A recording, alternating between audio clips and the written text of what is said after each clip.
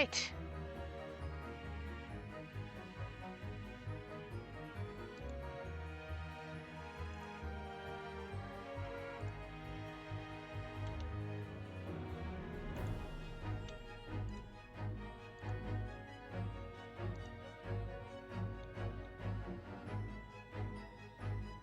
Here we go, with the second Great Ace Attorney. Resolve.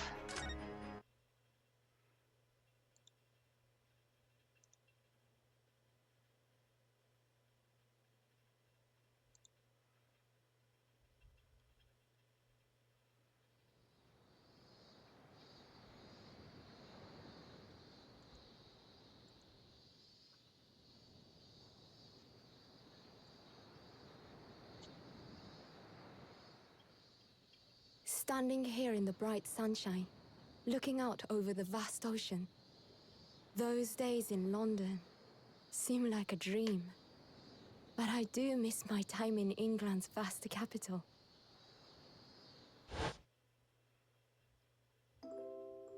You know, he's flourished into a truly wonderful lawyer. I've no doubt that at this very moment, he's fighting some noble cause in court.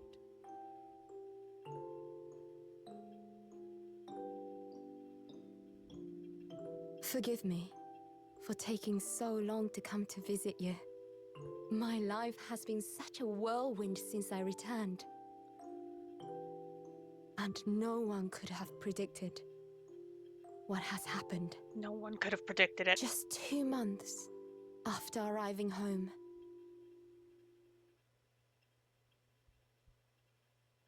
I find myself faced with another awful crime. The drama.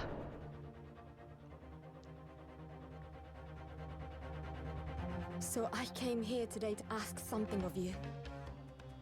Tomorrow, I shall be standing in court. For the only time in my life. As a lawyer. Whoa!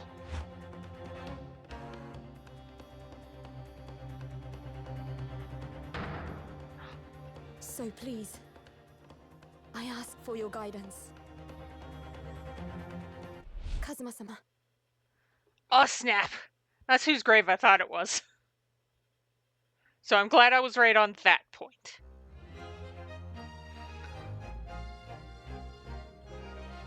The adventure of the blossoming attorney. Ooh!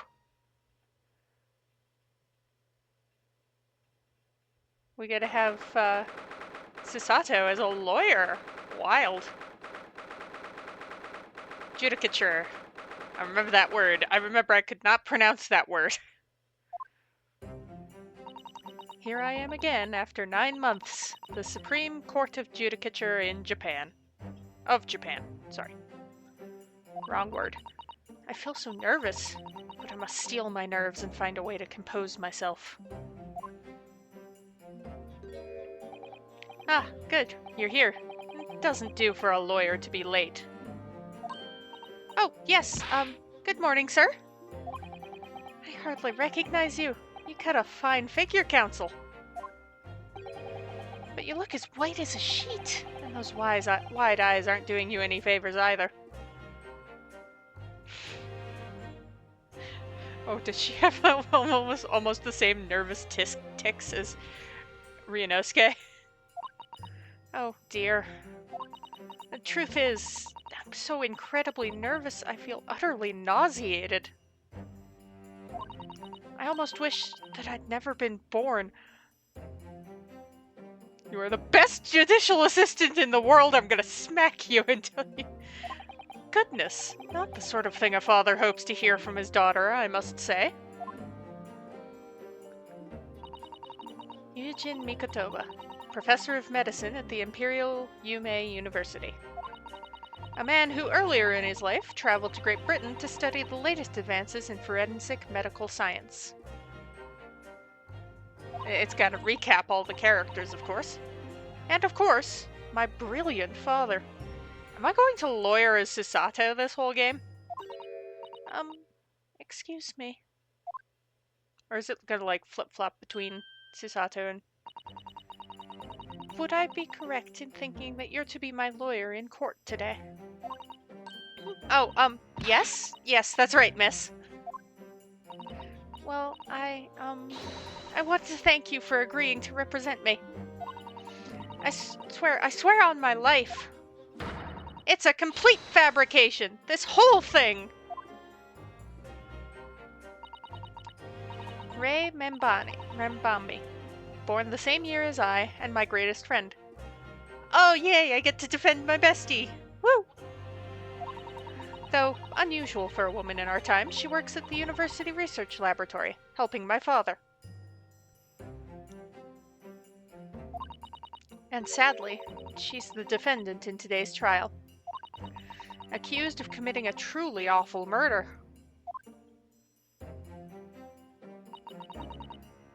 Giselle. That's her name. The bitch with the swan hat. You feeling alright? Since we started talking, you seem, well, to have become a little flushed. She's gay for you. Oh, my, it's just that you look so gallant and dashing.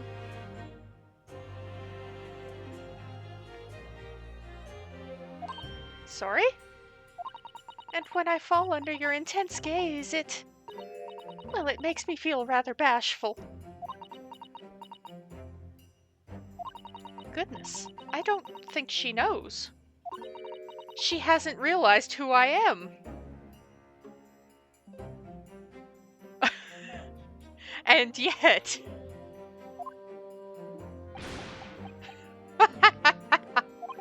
It would seem our little plan for this trial is going to work. Oh, what do you mean, Professor Mikotoba? If even your best friend can't see through the disguise, I think we can relax. Disguise? Yes, I've never tried dressing this way before, of course, so I wasn't sure how convincing it would be. But this does make me feel a little relieved, as you say, Father. And that's gonna be what ticks the light bulb in your friend's head. Father? What? Is that you, Susato? I'm so sorry I didn't say something sooner, Ray. It's just that... No! What are you doing? What's going on? What? That varsity uniform! That varsity cap! That varsity cape! That varsity badge! Look at you! You look for all the world just like a student of the Imperial Yume University. A male student! Yeah, I figured the disguise was just Susato dressing more mask. I'm so glad you think so. It means all my preparations have been worthwhile. I woke at 4 this morning to make a start. But I don't understand. Why are you dressed like that? 'Cause she's a woman and a woman can't be your lawyer? I don't know. Well, you see... was the only way. The only way she would be permitted into the Supreme Court to take on your defense in this trial. My defense?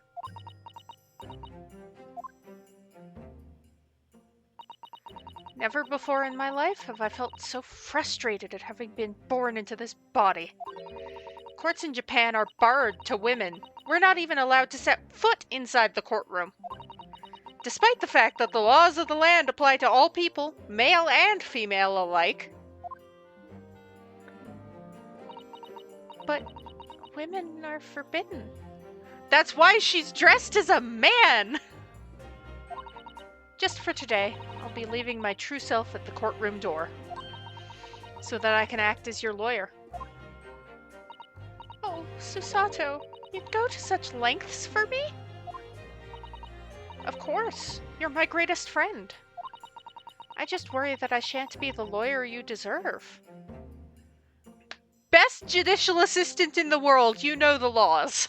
I believe in you. Oh, no, I have complete faith in you. Ray. It's so strange, though. I mean, you're such an accomplished judicial assistant already. And yet, just because you're a woman, what a wretched reason. I mean, why shouldn't you be allowed in court? You're so gallant and dashing.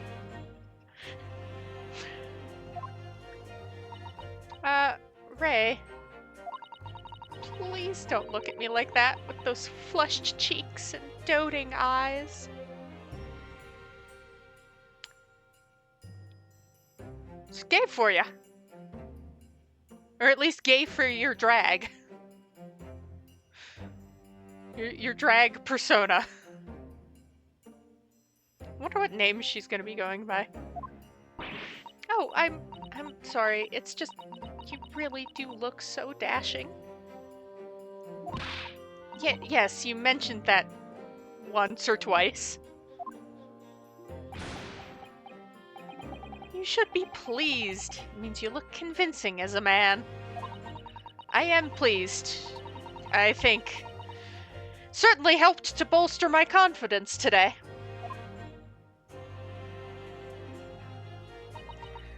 Ray, you're managing to put on a brave face in all this, but I can see through it. I've noticed how your shoulders are slumped, how you're trembling ever so slightly.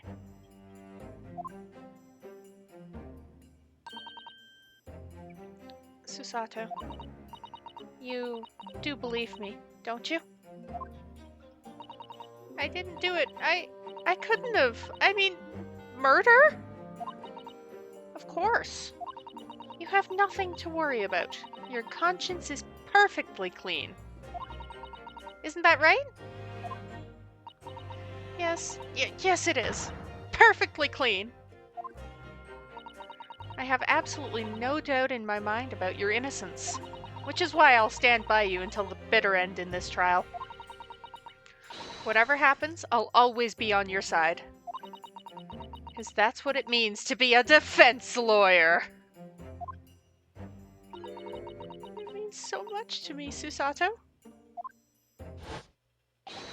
Defendant! Counsel! Court is about to begin. Proceed to the courtroom at once.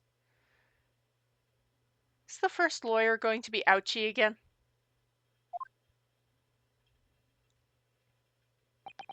You should go in at once, Ray. If you're late, the judge won't hesitate to pronounce you guilty. Oh! Stand aside! I don't think I've ever seen her run so fast. Well, Susato, you've certainly surprised your father. Going to such lengths to be admitted into the courtroom, and with no prior experience of being a lawyer. There was simply no other way. That's all there is to it. But, Father, you haven't told her, have you? I mean, I'm right in assuming that Ray doesn't know how it came to this. Yes, quite right. I've kept that information from her. It would only worry her if she found out that no other lawyer would agree to take her case. I didn't want to burden her with that. And is it true, the reason why every other lawyer is refusing to take the case? They gotta exposit the reason Susato is dressed as a man and doing this, don't they? Is it really because of who the victim was? We should be making a move now, too. As you know, law isn't my field, but I'll do what I can to support my student. Thank you, Father.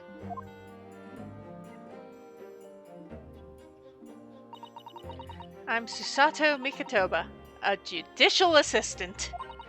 8 months ago, I accompanied a student of law on a study trip to Great Britain. But 2 months ago, due to unforeseen circumstances, I found myself back in Japan. Alright. How many times have I wished that he were here, I wonder? Still, I have no choice now but to steel myself for the trial ahead.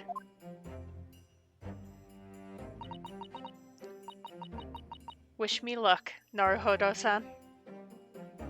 Oh! I ship them. Is that weird? Is it weird that I ship Susato and Naruhodo? Is that weird? But I ship them. I mean, Ryunosuke would obviously be a second choice, but because she was so into Kazuma, but you know. Courtroom 1! Woo! It is! It's Ouchie! This court is now in session to hear the trial of Rei Membami. The prosecution is fully ready to proceed, Your Excellency. Oh, that's cute!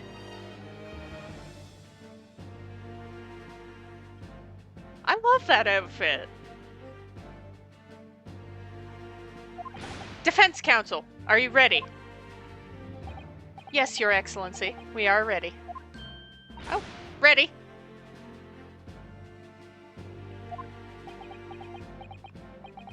Ah, yes, Counsel. According to your registration details, your name is, Ryutaro Naruhodo? Is that correct? Oh my gosh.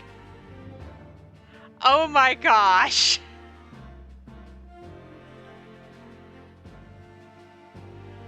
I love that. That's amazing.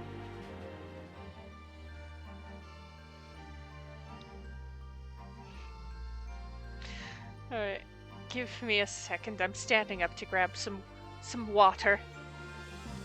Ooh.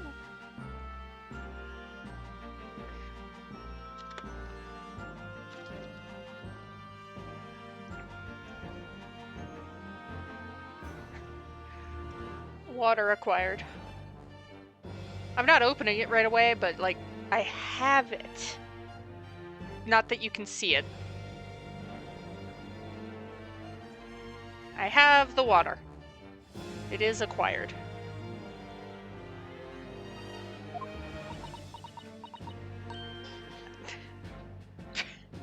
Yes, it is.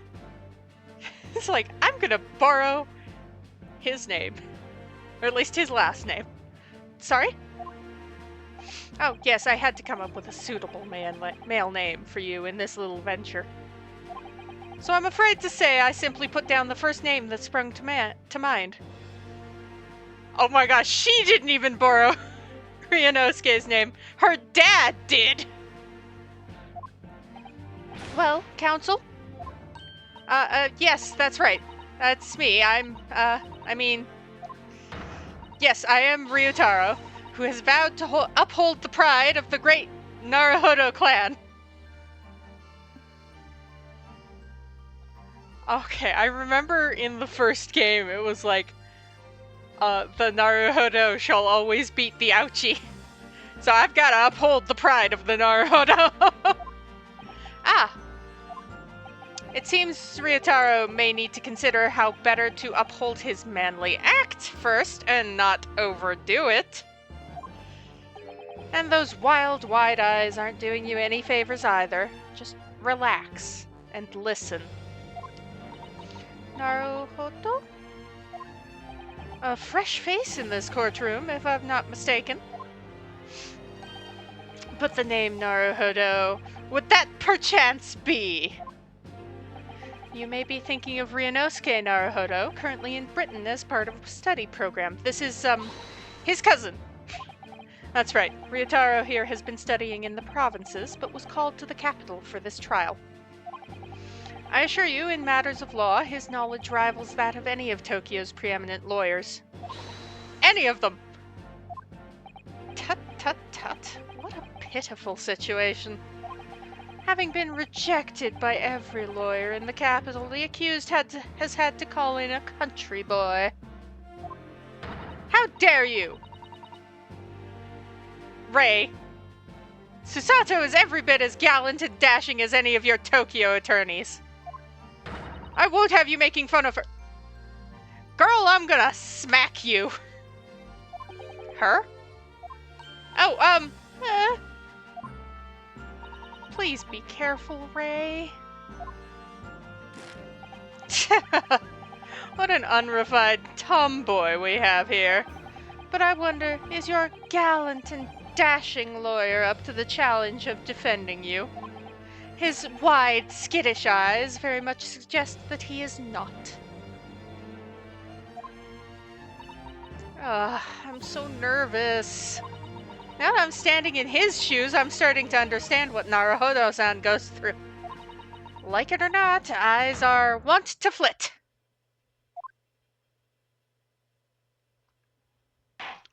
Whoop. The case to be heard on this day is a matter of great significance to our national interests.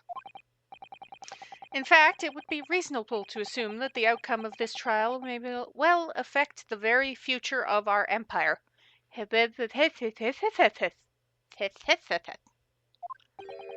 Just like the trial 9 months ago. And yet, for proceedings of such importance, we have this unknown yokel by the dock? Dear me. Perhaps this would be an appropriate moment for me to assess the defense, to determine whether you are sufficiently competent to practice in this courtroom. 9 months ago, when a certain other Naruhodo stood where you're standing now, this same judge tested him as well.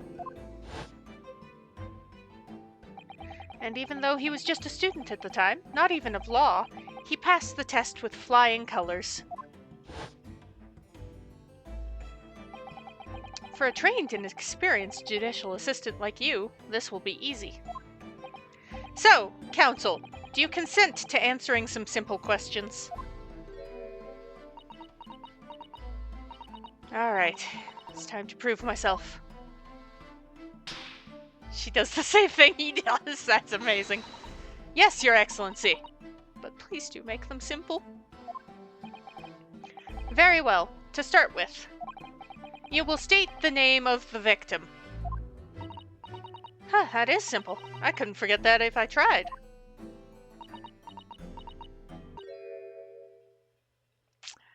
You forgot it, didn't you?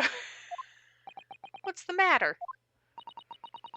Now that I'm standing in his shoes, I'm starting to understand something else Naruhodo-san goes through. Like it or not, minds are wont to blank. It's not surprising, really. It's your first time in this position. And in that guise. Even a bright spark like you is bound to flicker and falter a little under the circumstances. Oh dear, this is a dismal failure. Not quite. You haven't died.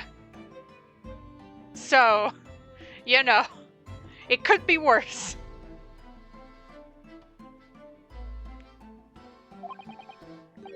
Don't fret. You need only use the knowledge you've gained as a judicial assistant to overcome the problem. I've got to look in the court record. Right?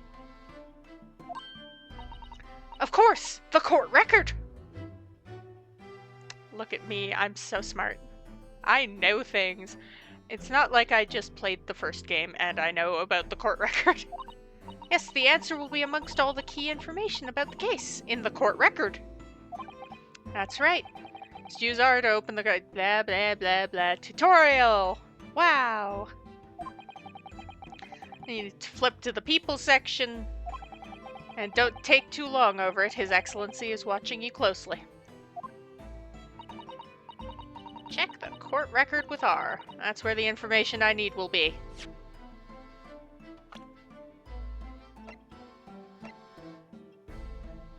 Gasp! It's Giselle Brett! The bitch with the swan hat!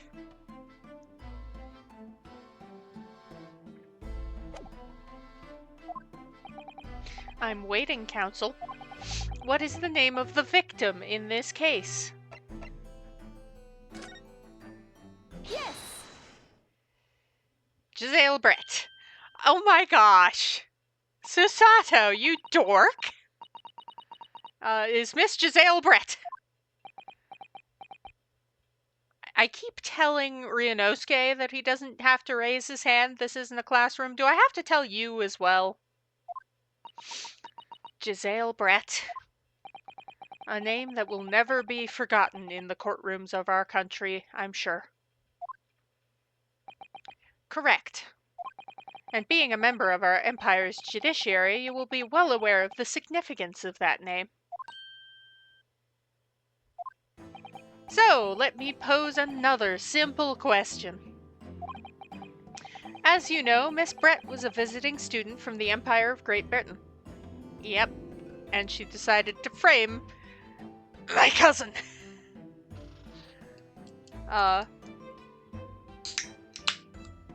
Oof. I have opened the beverage. Why then is her name indelibly associated with our own empire's judicial history of 9 months? Obviously, you won't have forgotten that case from 9 months ago.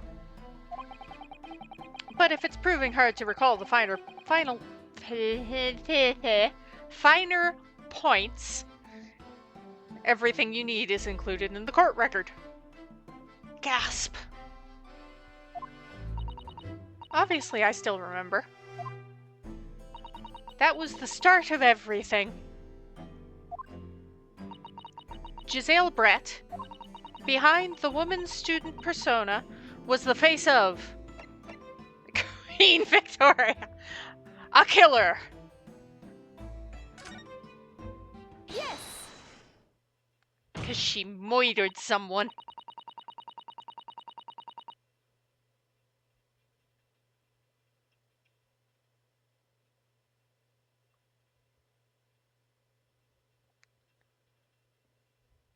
"9 months ago, a visiting professor of medicine at the Imperial University was killed. And the culprit was Giselle Brett.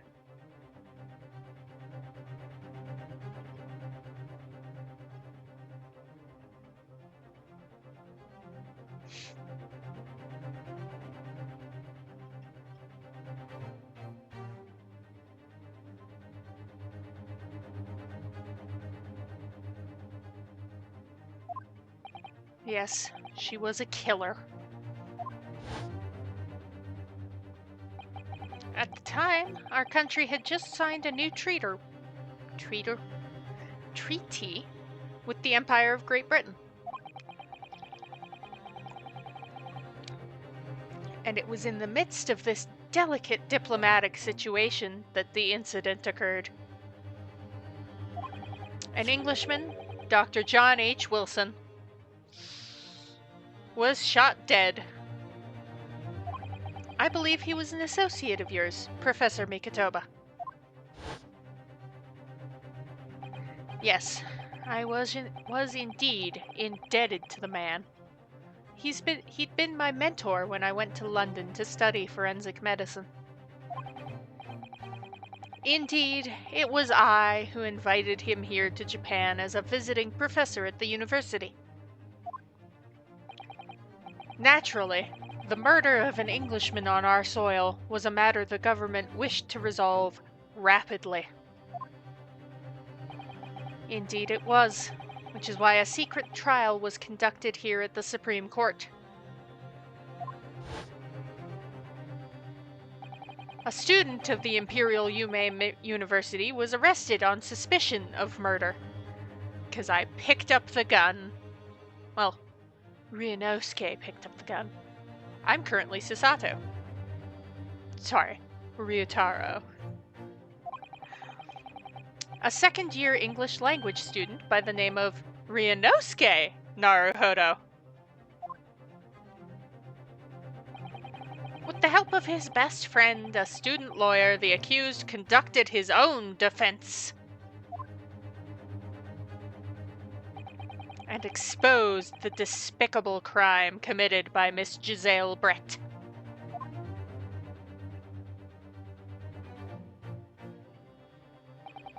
Miss Brett eventually admitted to her crime.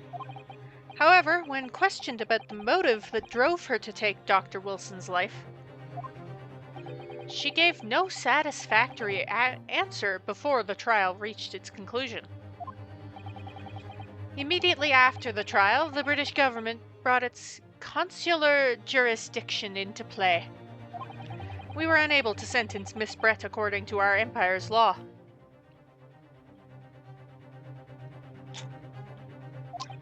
It was decided she would be removed to Shanghai, China instead. Why Shanghai? There's a British consular court there.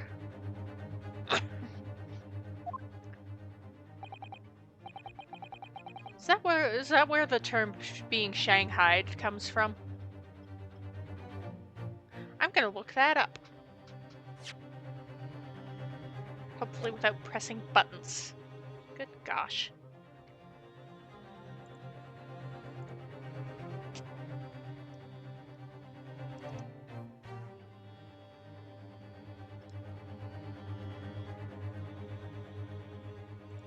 Getting shanghaied.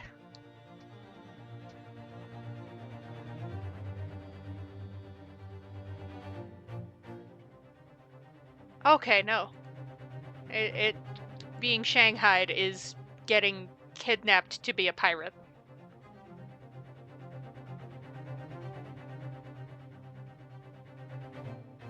A sailor, rather.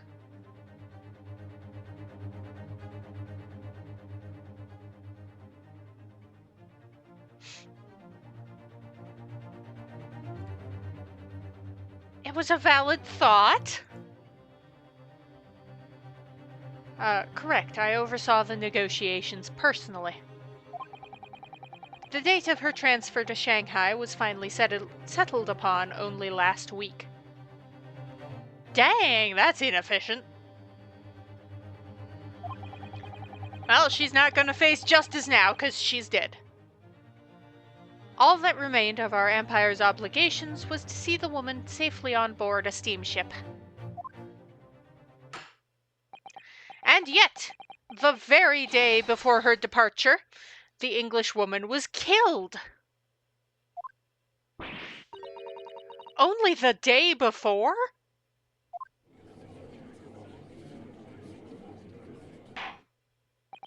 That will do. I am satisfied that the counsel for the defense is sufficiently capable of representing the defendant. Oh! Thank you, Your Excellency. Over the first hurdle. Now, a summary of the incident, if you please. Prosecutor Ouchie. As is your wish, Your Excellency. The repugnant crime took place on the 11th of August in broad daylight. Ooh, on a beach.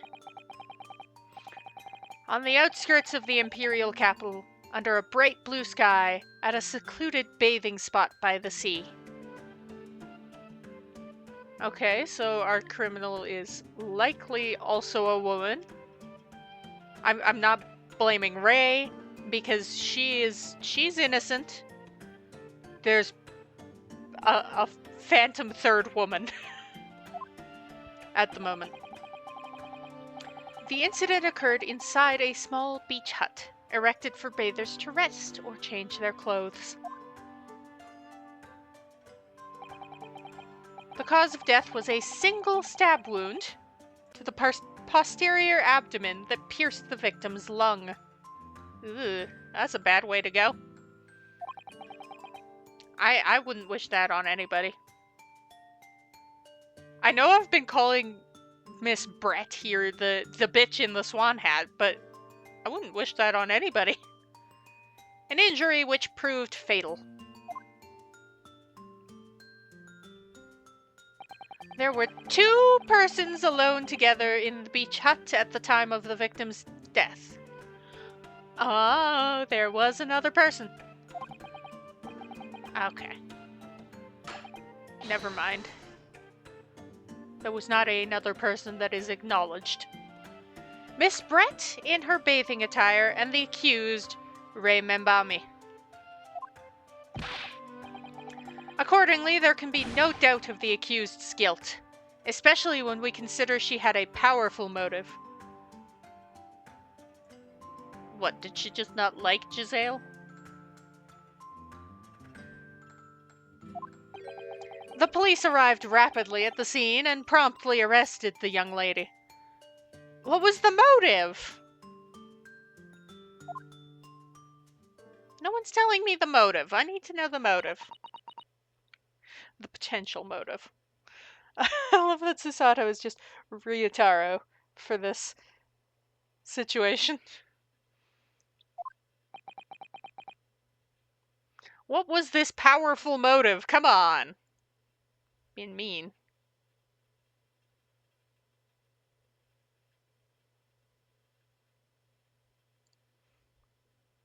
I don't know, maybe the game will give me a chance to ask. Well, that extraordinary description of events leaves me somewhat lost for words, I must say. There were no witnesses. What's the motive? It's not that extraordinary. Certainly true. The prosecution's summary was full of words that raise an awful lot of questions. As a lawyer, I really ought to pick up the prosecution counsel on what he said about a powerful... What's the fucking motive? You're clearly exaggerating. Powerful motive is a blatant overstatement. Tut, tut, tut. Is the yokel boy using long words he doesn't fully understand? This yokel boy was a judicial assistant in Great Britain. Suck it, Ouchie. I beg your pardon? No matter. Let us put this to the accused, shall we? Membami-san, you are a research assistant at the Imperial Yume University, I believe. Yes, I am. I'm working with Professor Mikitoba in his laboratory at the moment. I can confirm that. The defendant is an excellent assistant with a strong sense of responsibility. Fascinating to hear. Now, another question. Prior to your work with Professor Mikitoba, whose research were you assisting then? Oh, snap, she was assisting Wilson, wasn't she? So you're thinking the powerful motive is vengeance for Wilson perishing. Oh, well,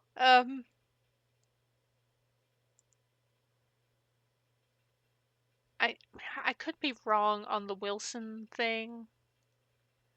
She could have been... I was studying under Dr. John H. Wilson.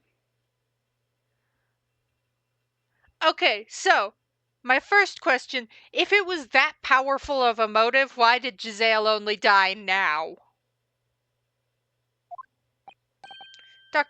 Dr. Wilson?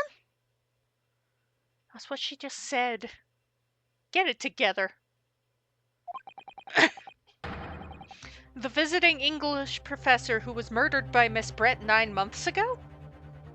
Again, if it was such a powerful motive, why did it take 9 fucking months?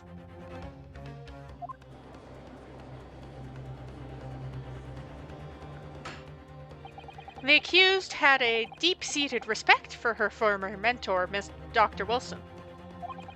Is that not true? Yes. Dr. Wilson was a wonderful man. Interesting. Then tell the court what deep-seated feelings you had towards the Englishwoman who killed him. Well, obviously I was filled with hatred for what she'd done. A powerful hatred. But why would it have taken 9 months? Oh no, Ray, be careful of what you're saying. Ah.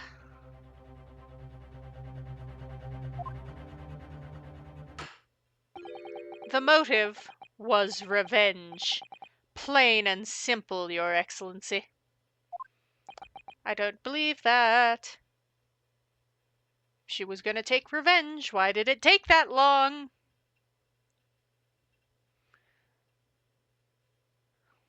Or was it a best served cold situation that Ouchie thinks happened?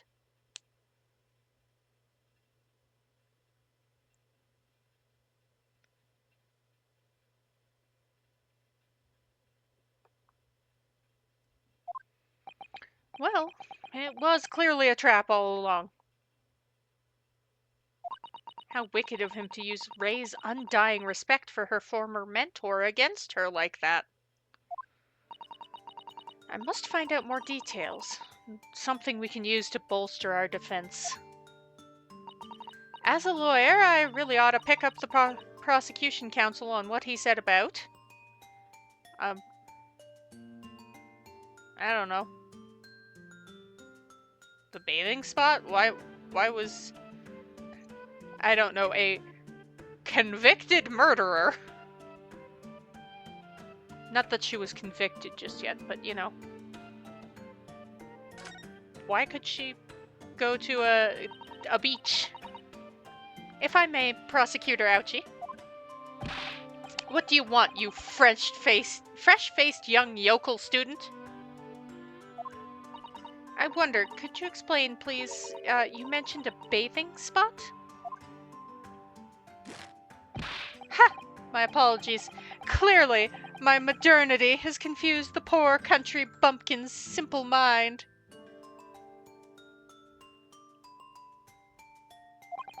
Bathing spots are the very latest trend in health practices from the West. We're told that bathing in the water of the ocean is curative, therapeutic, and excellent for the skins. No, that's not what I meant. I was referring to the fact that Miss Brett had, to all intents and purposes, been found guilty of murder. Why would a known criminal have been relaxing by the sea?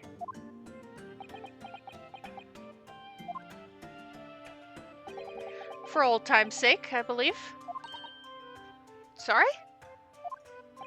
Miss Brett was to depart for Shanghai the following day. Her final wish, as it were, was to enjoy a day at our country's wonderful coast. She didn't seem that huge a fan of Japan in the trial 9 months ago.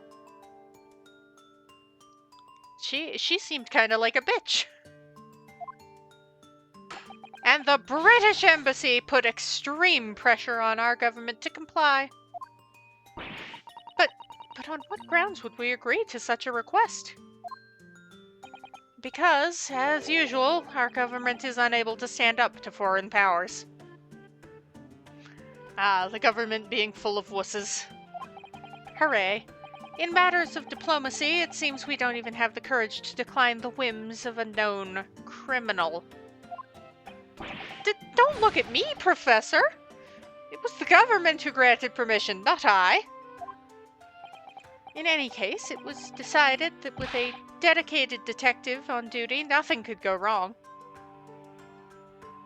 And then she died. How dedicated was your detective? Oh my gosh, was it the guy? Was it the guy? But in fact, a murder took place. I said don't look at me! It was the young student girl who did it, not I. You don't know that. No one has proved that yet. I wouldn't provoke the man if you don't need to. At this stage, I need to gather more information. Ought to pick up the prosecution counsel on what he said about being alone together, because when he was talking about the bathing spot, he just said there was a detective.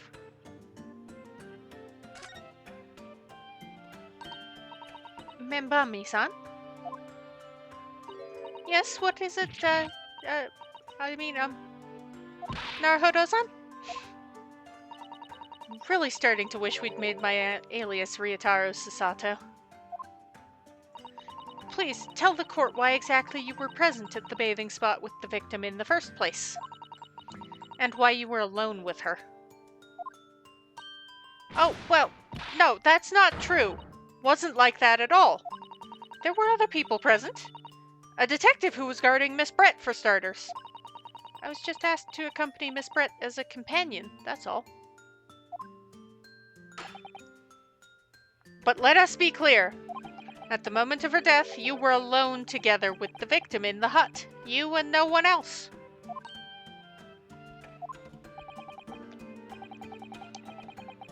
The truth is, there is only one reason why this young woman accompanied Miss Brett on her bathing sojourn. Yeah, I know what you think it is. She only went with the victim to do a murder.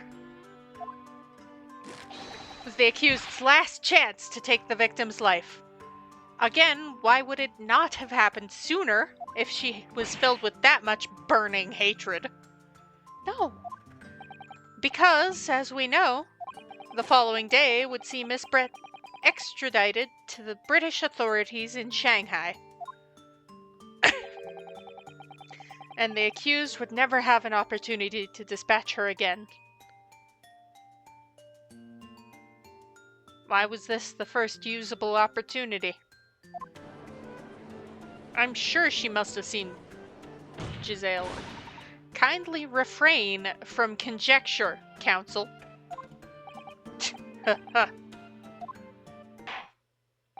believe we all have a clear picture of the incident now. Despite her guilt being determined 9 months ago, Miss Brett managed to avoid incarceration, instead continuing her research work at the university. Obviously, over that period, she and Ray would have encountered each other on a number of occasions.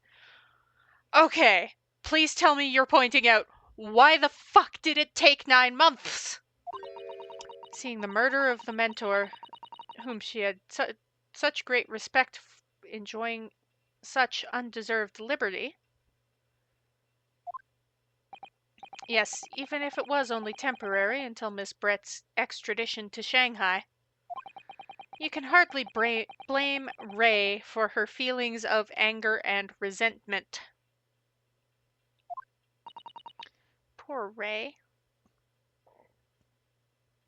Your mannerisms are still so effeminate.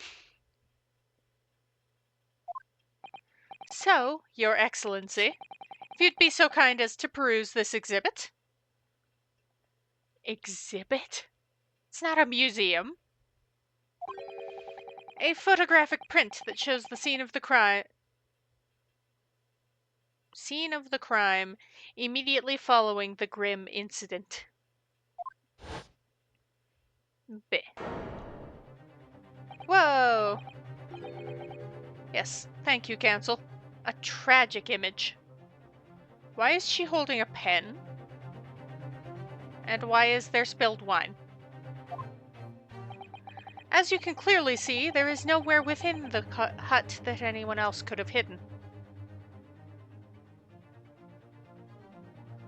Yeah, but the walls are like thin and like curtains almost.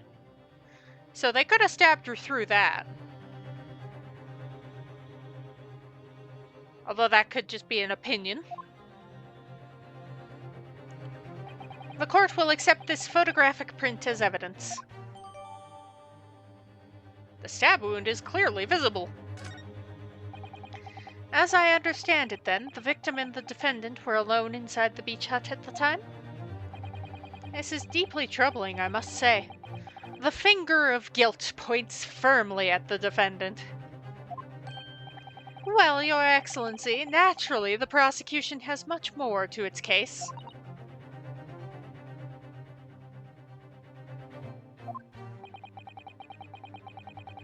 And I will help you figure out exactly where to shove your case.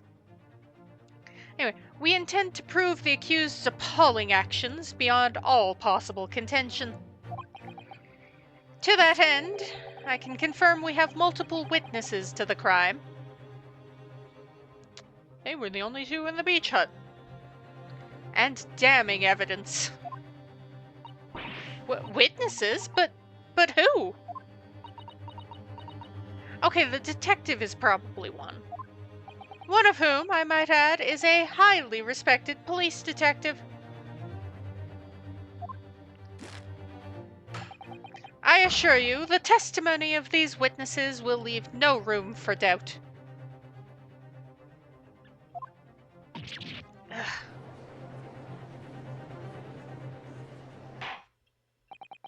Very well then, Counsel. Bring forth your witnesses. I, Takatsuchi Ouchi, have been waiting for this moment. Sorry? Oh yes, I haven't forgotten that trial 9 months ago, here in this very courthouse.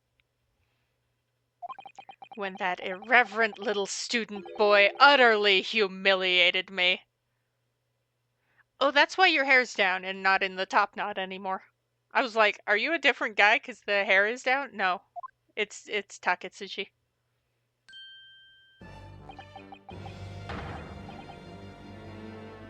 The little dot on his forehead was also throwing me a little bit. What? Yes?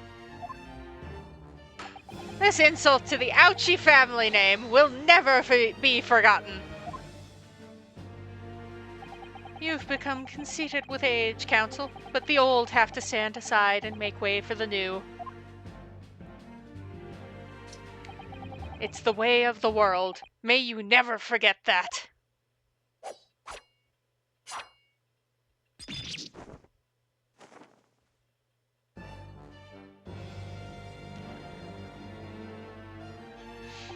Strike the head of a samurai whose top knot has been cut, and the bell of cultural enlightenment tolls. Yes, on that faithful day, my former self died. The start of your own mini Meiji revolution. Are you modernizing as well, Council? Silence! Since I swore revenge back then, there has been a minor miracle atop my head. A little affair. Observe the ouchie growth! You see this seed of hope sprouting forth from the barren expanse of my crown.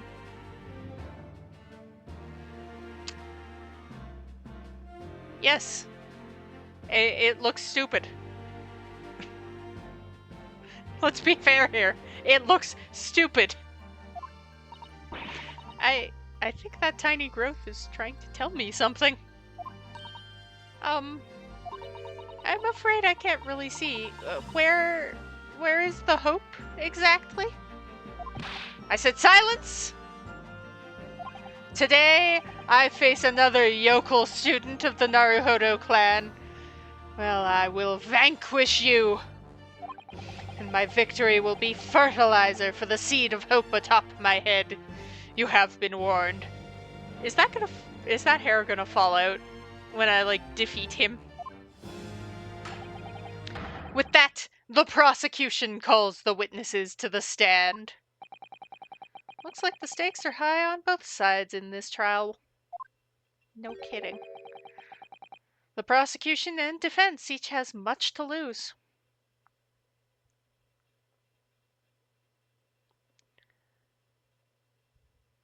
The prosecution doesn't have that much to lose with his, quote, seed of hope.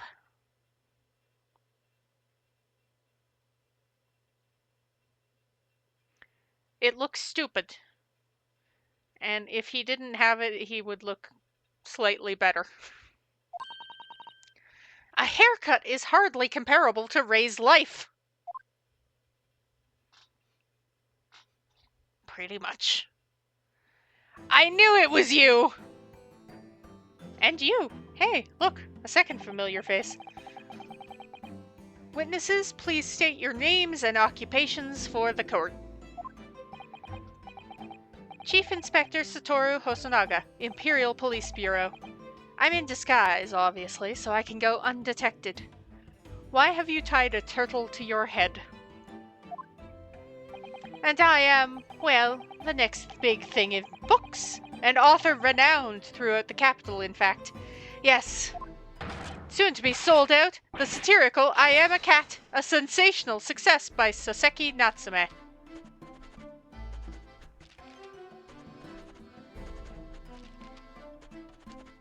I'm presuming the reporter behind you is the third. Oh my goodness. Struggling student from the provinces, please. You needn't be in awe of me. I needn't? It's only natural you'd feel nervous in my presence, but all of you, please relax. Call me Soseki even. Well, you're a lot more confident than the last time I saw you. Yes. What on earth is Soseki-san doing here? Tread carefully, Susato.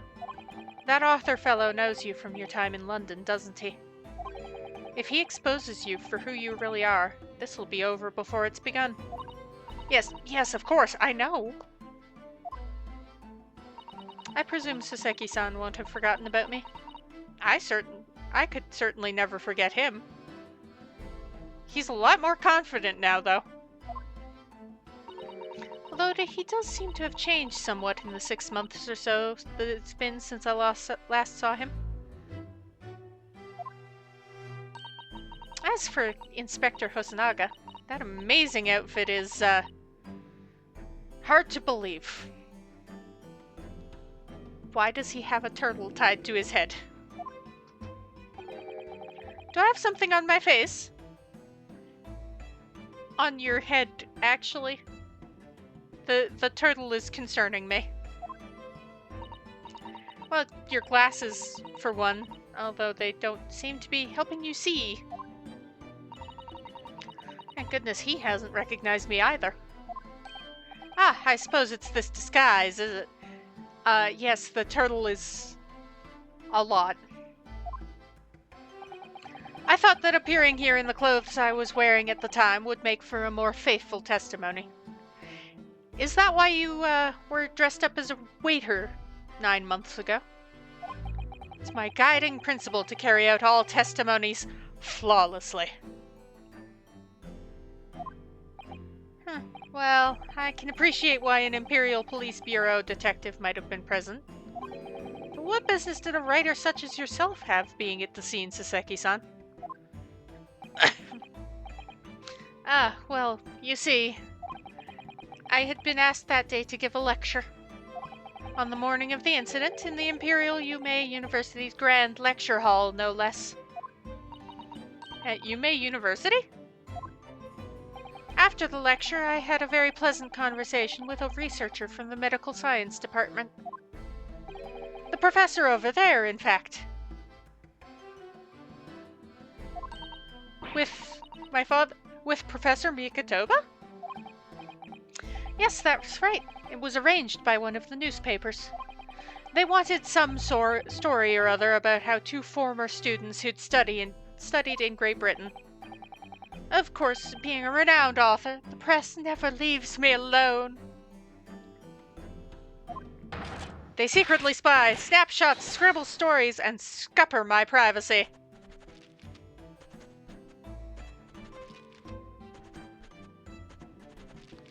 I feel like this guy... Sorry to ignore you, Soseki. I feel like that guy behind you is going to be very important later.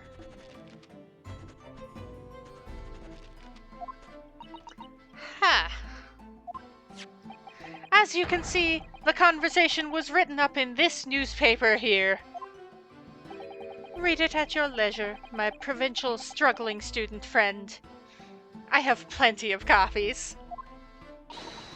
Thank you very much?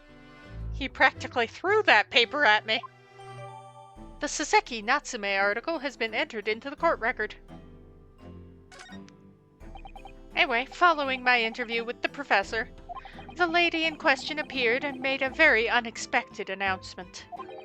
I should like to go with everyone to see your country's coast. Those were her words.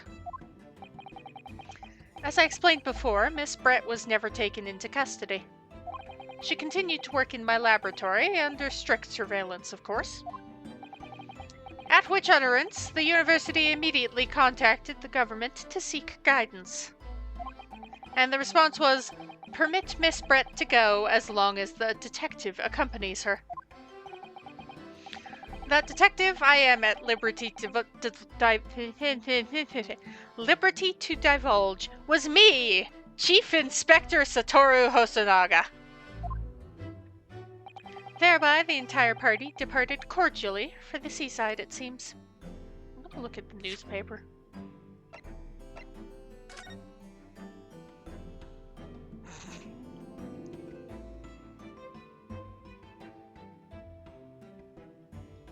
Ah, there's no...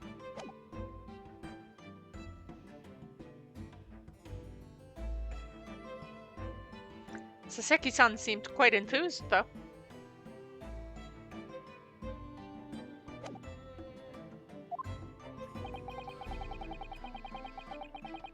It was extremely challenging to clear all other members of the public from the vicinity of the beach. But fortunately, I am at peak physical fitness at the moment, so... Peak physical fitness! I was able to carry out my duty flawlessly. Oh my, Inspector, you... Well, you do have something on your face now. Ah, how unsightly. I do apologize. Does that mean you went to the beach too, Father? No, fortunately I had work to finish off. But unfortunately, of course, it meant that, as my assistant, Ray was invited to take my place. Of course, being a renowned author, I didn't like to decline the invitation. Ah, but if only I had, I'd never have seen that awful sight. Relentlessly racked by remorse and regret.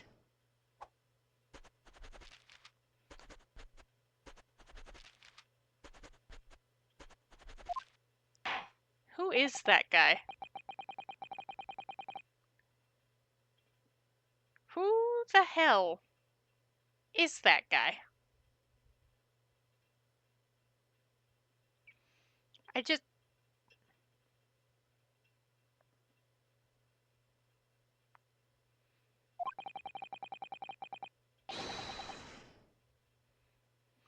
You will give an account of all that you witnessed on your impromptu excursion to the coast.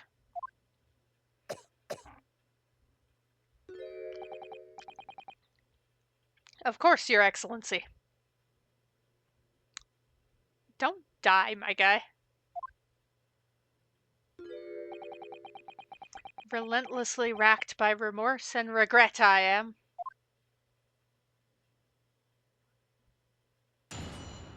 Witness testimony. The witnessed scene. On the day of the incident, I was ordered on a special surveillance assignment in this disguise. The turtle on your head it's throwing me, my guy. I just managed to catch that crab when I suddenly heard a caterwaul from behind me. The alliteration is gonna throw me too. I ran into the beach hut at once, where I found the pair in question. Yes! That young girl was astride the Englishwoman, dagger in hand, as she stabbed wildly. I saw blood on the blade. Proved to me she'd stabbed the victim multiple times. Okay. There's my first, I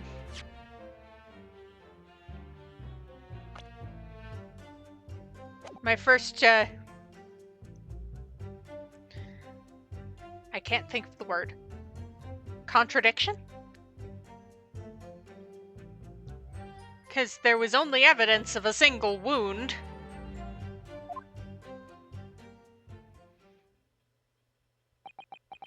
Indeed, it does appear from this testimony, but both witnesses here present saw it.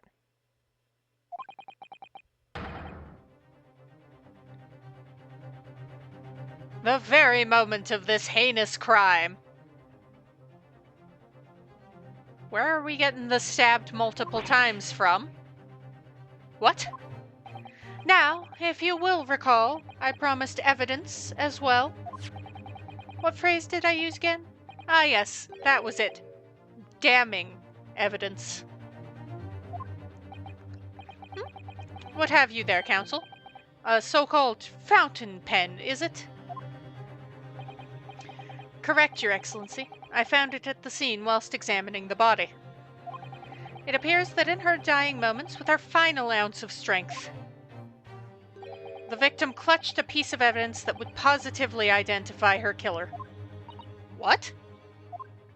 Your Excellency, if you would cast your eyes over the photographic print of the crime scene once more.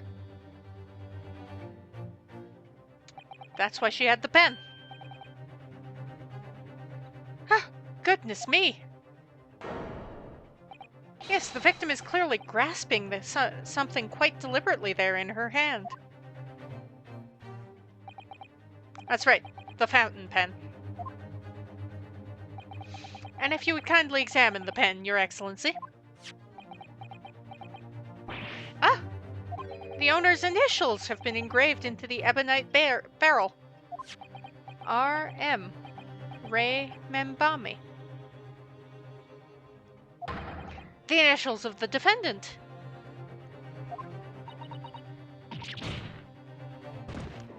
Oh, yay. They just reskinned Ryunosuke's model, didn't they? The fountain pen will be admitted immediately as critical evidence. Why did I do a visual novel? So, have I omitted anything? Decisive? The fuck's decisive? Decisive testimony and damning evidence. There's a bright blue sky outside the courthouse today. Perfect weather to ascribe guilt, I feel. I don't understand. The prosecutor Ouchie of 9 months ago had none of this man's poise. Counsel for the defense, you may begin your cross-examination now. I'm inspecting the pen.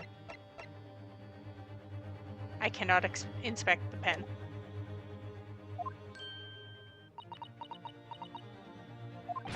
Naruhodo-san! Naruhodo? That's you! That means... Oh, yes! Me! Is there another Naruhodo in my courtroom? I almost said classroom. Actually, there isn't even a single Naruhodo in your courtroom. Cousin Ryotaro, pull yourself together, please. Alright, I've seen this countless times as a judicial assistant. Find inconsistencies in the witnesses' testimonies to prove that they're lying somehow. That's all there is to it. That's how a real lawyer would handle a cross-examination. So let's see what I can do. Well, I mean, I did find one inconsistency already. As looked like it had been stabbed multiple times already.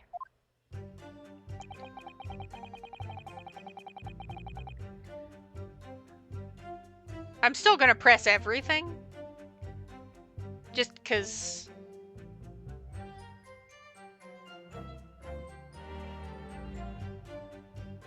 It's probably worth seeing if there's any other things I can find out from pressing them.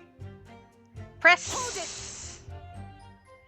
In that jaunty disguise. Correct. Wait, no! I mean, it wasn't the first time I've worn this swimsuit for a dip in the ocean. It's tried and tested. Do what must be done to keep the Englishwoman under surveillance. Those were my orders that day. And this tried and tested outfit was the answer. Being able to blend flawlessly into a crowd is an important part of a detective's job. And the turtle on your head wouldn't draw attention? I submerged myself in the salty water, leaving only Mr. Turtle floating inconspicuously on the surface. Okay, so that explains the turtle. You're a dork. Let's be fair here. Mr. Turtle loves the water. But there was no need for you to blend into the background on this assignment, really? Was there? If that made you late arriving on the scene, I think perhaps you had your priorities wrong.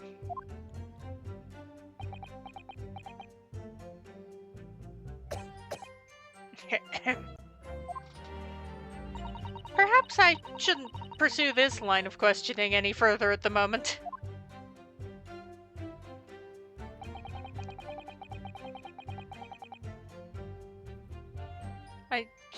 I'm gonna press everything. I'm curious about your crab situation. You're describing the victim's scream, presumably, Saseki-san. In more literary terms, you might say it was a scream that could have pierced the heavens. Kya! Or the like. I'm not actually going to scream. I'm not gonna blast anyone's, blow anyone's speakers or something.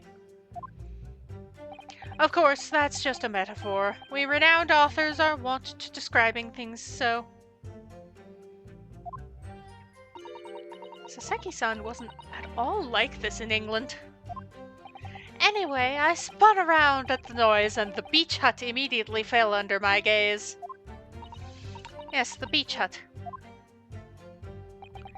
The area is popular with government ministers. Many have seaside retreats there for rest and recuperation. Locals are prohibited from entering the area, so it's always really quiet.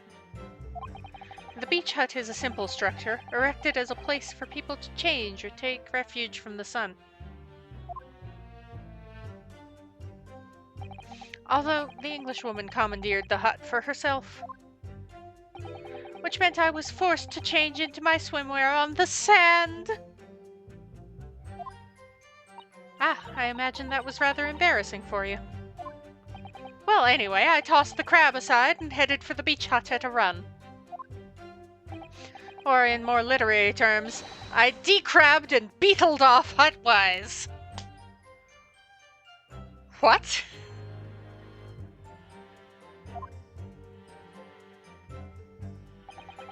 Ran into the beach hut at once, where I found the pair in question.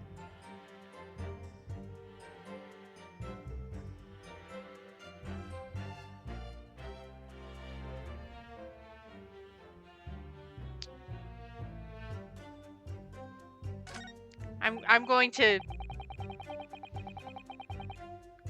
skip where I found the pair in question. That's just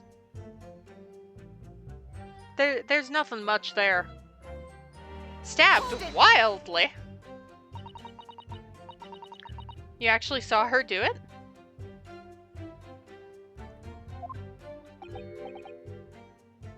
Oh, indeed. I don't think you did.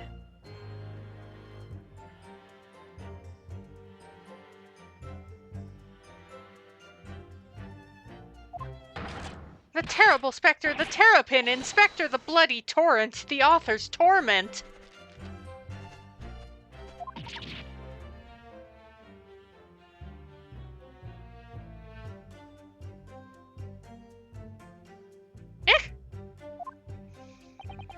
Every sight and every sound is still carved in my melancholy memory. That was my impression, at least, as a future literary sensation. Counsel, what on earth was that shrill, effeminate scream? I was startled. You've never shrieked when you startled?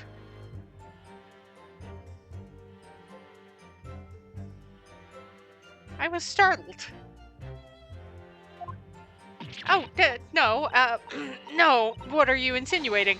I am as manly a Japanese man as you. That is such a, almost hello fellow kids situation.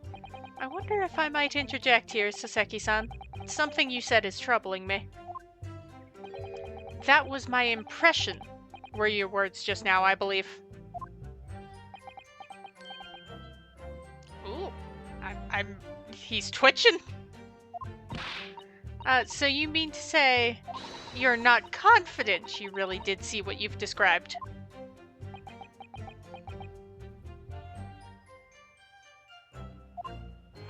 No, yes, I know what I saw.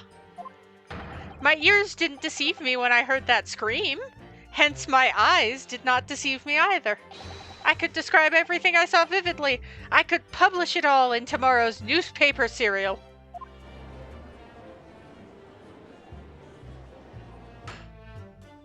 Sounds as though the next installment of I Am a Cat may take a macabre turn. I think this is a fool's errand. The more we press your author friend on what he saw, the more entrenched he's going to become. Oh dear. How awkward. Anyway. Proved to me she'd stabbed the victim multiple times. Excuse me, sir. Only a single wound was identified.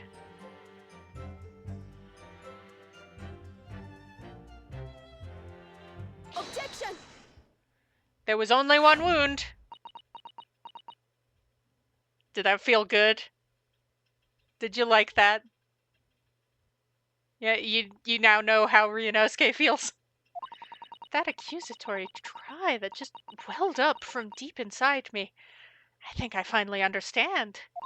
Every time Kazuma-sama and Naruhodo-san have stood here at this bench, the stakes have been very, very high indeed. What's the meaning of that menacing pose, Counsel? I'd like the witness to clarify something for me. Who? What? Where? When? How? Not you, Soseki-san. This query is directed at Inspector Hosonaga. At me? In your statement just now, you said that the victim was stabbed multiple times. Yes, that's right. As I said when I entered the hut, the defendant was already standing over the victim, bloody knife in hand, like a murderous demon. And yet, that cannot be. What? Get to the point, please, Counsel. In the post-mortem report, it clearly states that the victim was stabbed one time only. Oh! Oof! In other words, Inspector Hosanaga's testimony is clearly flawed. And Soseki-san? Me? You claim to have seen Membami-san in the throes of stabbing the victim. Yes, I did. Wildly! But both you and the inspector confirmed the same point. Why does my nose itch?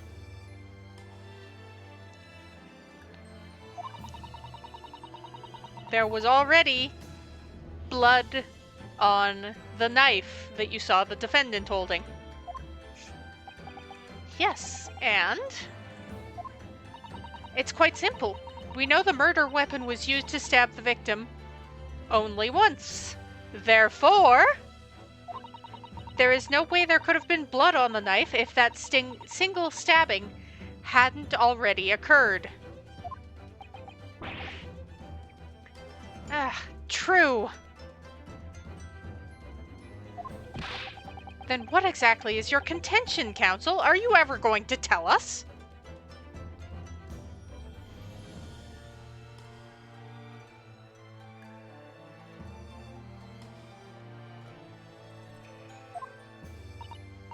Yes, Your Excellency. There is only one logical conclusion. What Soseki-san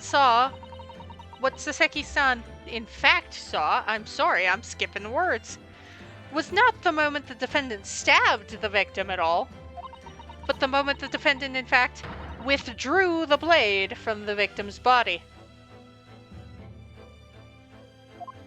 That can't be. Excellent work, Susato. You exploded at them with that objection and then proceeded to pull them apart systematically.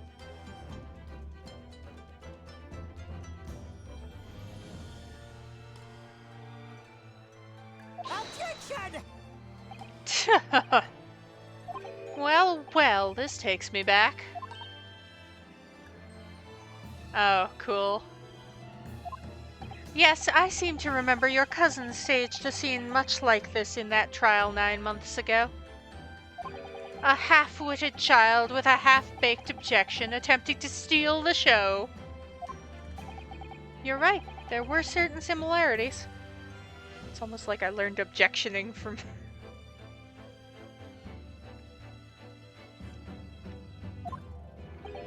Except that so-called half-witted child managed to outwit the prosecution, who has only half a head of hair. Slander! My head is quite adequately dressed. In any case, all this talk of stabbing and withdrawing and multiple wounds makes not a jot of difference. What? Why not? Engage your brain, young man. When the accused first plunged the deadly weapon into the victim, that was the fatal blow. And it was that moment, just as she had withdrawn the blade ready for her next strike, that the witnesses saw. The knife was already tainted with blood because the accused had already stabbed the victim.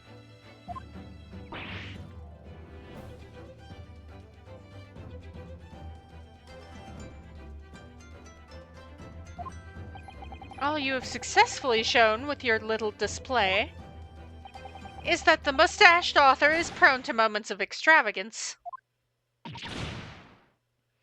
We're fine. It's fine. Don't worry about it. I am in agreement with the prosecution. Well, I mean, we knew that...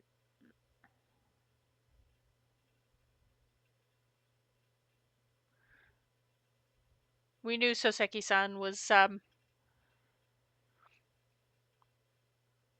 dramatic.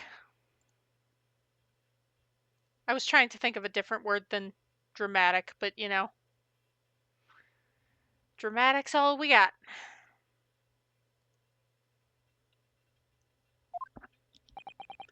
If the defendant was seen wielding the blade at all, that is sufficient grounds for her actions to be viewed with suspicion.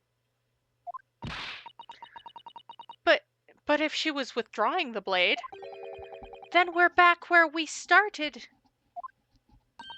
Sorry? Consider this, young yokel boy. If the student girl is as innocent as you claim, then why would she have pulled the blade from the victim? And with a demon's cold-blooded composure, too. The prosecution demands an explanation. And it had better be good.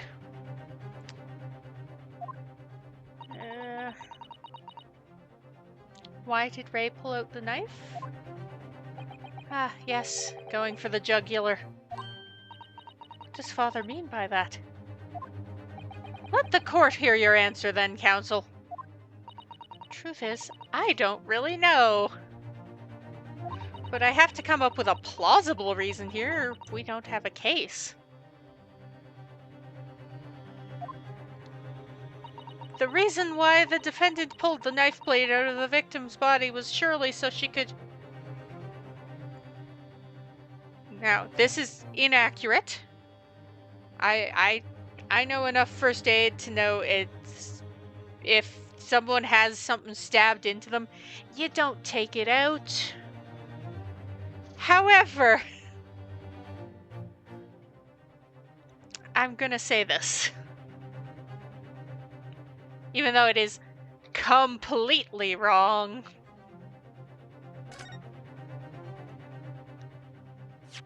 According to the post-mortem report, the victim's death was not instant. That's correct. It's thought she would have remained conscious for a short while after sustaining the injury. Indeed, giving her the time to take hold of this piece of evidence that clearly indicates her killer. The point is, being a medical research assistant, Membami-san was compelled to act when faced with the wounded victim. Instinctively, she pulled the blade out in an attempt to save Miss Brett's life. Never, ever pull a knife out of someone. Do not. You leave the knife there. A PSA. This has been a PSA. Leave the knife there. And Ouchie's gonna smack me with it. Probably. Or Mikotoba is. 'Cause he'd probably know that you're supposed to leave the knife. Did you hear that, Your Excellency? It would seem this is the best we can expect of this young yokel. Indeed. Is it just me, or does it suddenly feel much colder in here? Your Excellency, if I may. Speak, witness. I would like another opportunity to testify. Ooh, yay! In respect to the slipshod assertion just put forward by the Yokel Defense Council, I mean. Oh, you're gonna call me a yokel too? That's mean. You're mean. Slipshod? You're not supposed to pull a knife out. An excellent idea, Inspector. Our young yokel hopeful has a modicum of knowledge when it comes to the law, it seems. But in matters of medicine, he appears to possess not one iota of common sense. You're not supposed to pull a knife out if someone's stabbed. You will testify again before the court on the subject of the defense counsel's assertion. Right. Yes, sir. I will do so flawlessly. Well, I mean, if you think you can do it flawlessly, considering I just found a flaw.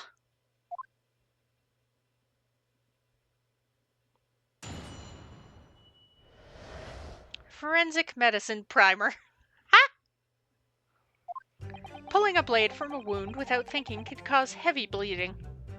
That's basic knowledge that any medical research assistant with an ounce of sense ought to know. In other words, there's no good reason why the defendant would have tried to pull the knife out from the victim. Let's not forget that the young student did have a motive for killing the victim. The man the victim murdered 9 months ago, Dr. Wilson, was the defendant's highly respected mentor. Alright, I can cross-examine that. Is what you just said true, Inspector? Sato. Sweetheart. Could pulling a knife from a wound really cause the wound to bleed heavily?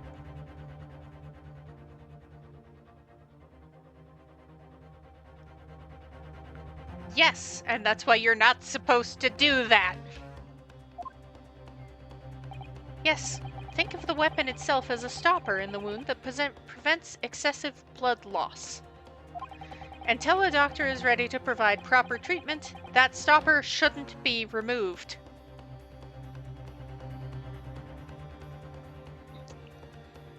I've actually been taught in a first aid class how to wrap around something that is stabbed into someone, because you are not supposed to take that out. Oh, I see. Ha! This is why yokels should stay on the farm. Even a quack from some obscure mountain village would have such basic knowledge.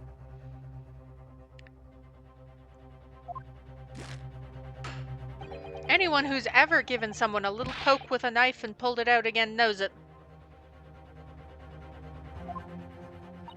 Oh, well, I've never stabbed anyone, you see. Or pulled a blade out of a wound, so...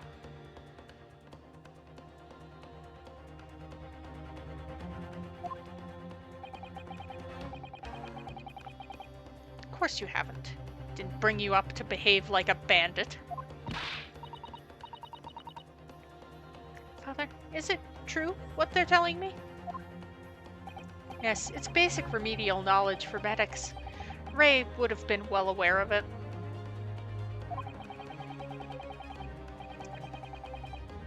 If she were to claim ignorance of such fundamentals, that would prove fatal in many ways. But then, why would Ray have done it? Could she have pulled out that knife in full knowledge that it would be fatal for Miss Brett?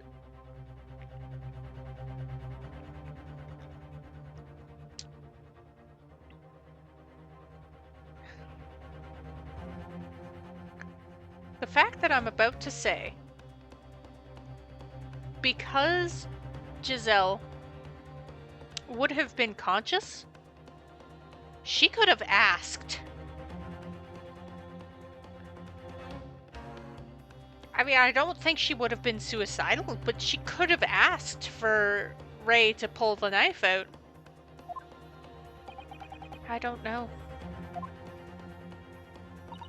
Ray never once mentioned anything about the knife to me. Seems almost impossible to believe, but could my friend actually have... Susato. Yes? Pull yourself together. We mustn't lose sight of why we're here. Oh. Counsel, it's time for your cross-examination. Oh, yes, Your Excellency. However, I must warn you that if your cross-examination fails to identify any issue with the established facts, I will be moving to my adjudication immediately afterwards. They just reskinned his model. Believing in your clients and fighting for their cause until the bitter end. I knew it would be hard, but I had no idea it would be this hard.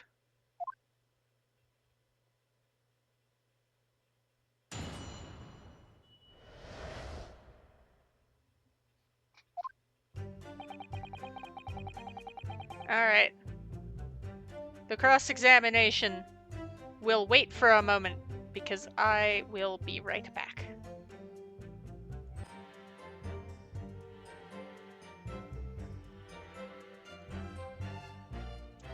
Return to that. Maybe she didn't know because she was studying poisons.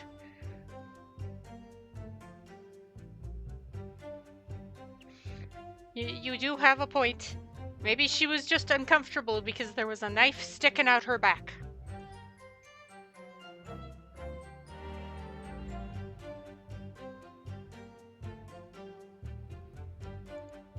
Alright, let's just press everything. Hold it! That just as a concept. You say doing it without thinking could be a problem. Does that mean if you use due care and attention it would be alright? I wouldn't have thought this needed spelling out really, but... The blade is like a stopper in the wound. Remove it and a serious hemorrhage will occur. In other words, a medic would need to be present before any attempt was made to withdraw the blade. And do it at the doctor. Or at the hospital. Probably the hospital would be the better choice. Doing it without thinking would be madness. You can't just do it. Oh, well, thank you for such a thorough explanation. You see, Counsel, when you act without thinking, the result is a bloodbath. Tell you where you can shove a knife. Anyway, back to the witness testimony, please. Basic knowledge that any medical research assistant with an ounce of sense ought to know. Hold it! Tell me more! In that case, there's an obvious explanation here. Which is... Clearly, the defendant Raymond Bonnie-san does not possess an ounce of sense. That is the stupidest fucking thing. That is the stupidest fucking thing. What do you think about that, Professor Mikatoba? You please...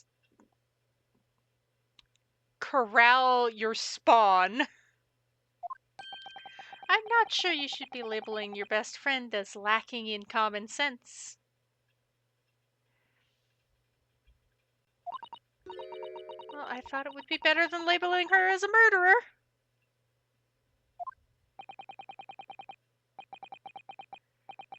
don't know young people today. If that's friendship, I don't understand it. Careful counsel, a lack of common sense can be a very dangerous thing. What are you gonna wallop me with your gavel? If you are, please don't.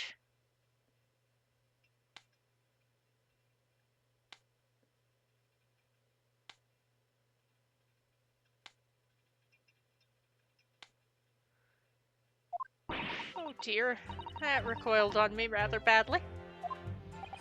That's life, I'm afraid. Lesson everyone must learn. Hopefully you can see now this really is basic medical knowledge. Being involved in medical research, Membani-san would certainly have been aware of it.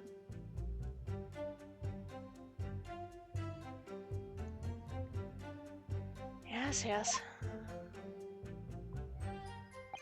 Oh, there's no good reason why the defendant would have tried to pull the knife from the victim. Press. Because I've got to press everything. The defendant had suddenly encountered someone she knew lying on the ground, bleeding to death. The sight could have shocked her delicate sensibilities, causing her to remove the blade inadvertently. I really don't think inadvertent actions can explain this.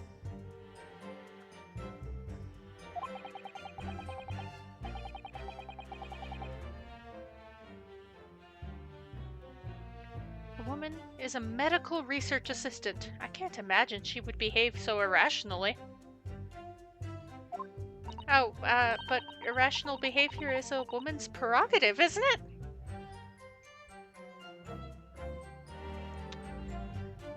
There comes a point where I want to smack you, you know that? Oh dear, you have a lot to learn about women. Only a small-minded man could have such bigoted views.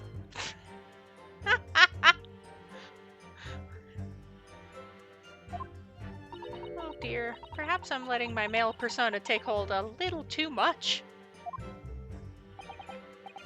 Well, have I managed to convey the basics now? That should cover the medical side of the argument. Not forget the young student had a motive. Hold it! Whoa. There's a motive? Whatever the moment, it isn't in Membani-san's nature to do something so awful. But she had both motive and opportunity. That's very hard to argue against. But you don't know the defendant. Objection! Take your objection and shove it up your... And you, counsel, do not appear to know the law. I'm the greatest judicial assistant in the world. You can't talk to me like this. Yes, evidence is the only way to convince the court of your arguments, not feelings. With this fledgling to defend her, I would almost say I pity the accused. So do I. Inspector, you will reiterate your point about the defendant's motive, please. Yes, Miss Brett was in many ways the sworn enemy of Membami-san. And... press. Hold it! Well, yes, that's true. Dr. Wilson recognized Membami-san's talent and offered her the position of assistant despite her being a woman. She was extremely grateful to him. Yes, the Englishman appears to have been a very broad-minded individual.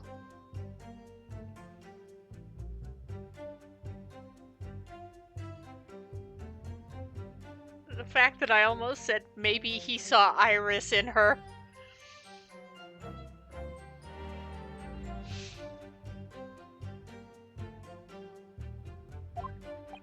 Dr. Wilson had no time for outdated traditions.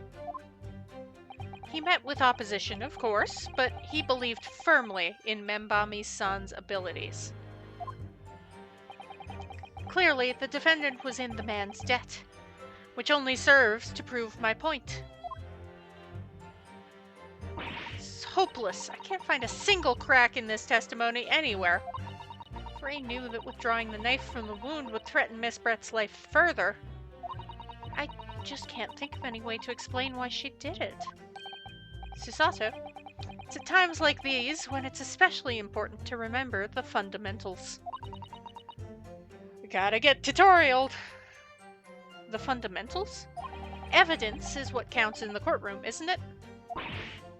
Of course, but I've been through the court record dozens of times already. I haven't, actually. I think perhaps you're forgetting something, though. You needn't take the evidence at face value. You can and must examine it in greater detail, too. Ah, I realize this is your first time playing the role of lawyer in the courtroom. So if you need reminding of the rudiments, you need only ask. I'll do my very best to help. Examine the evidence in the court record. It's an idea, certainly. What should I do? Well, I know what to do. I've done it before, so I shall... Come to think of it, Kazuma-sama and Naruhodo-san were always turning evidence over and over in their hands. Yes, I need to examine things in greater detail with A. Ah, by the look in your eyes, I see it's coming back to you. Go through the court record again and have a thorough look at everything. You may just find a clue. I'll do it straight away.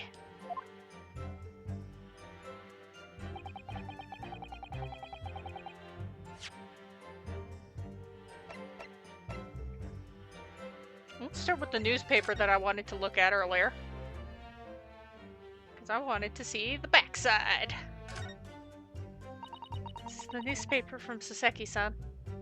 There seems to be an important article on the back page as well.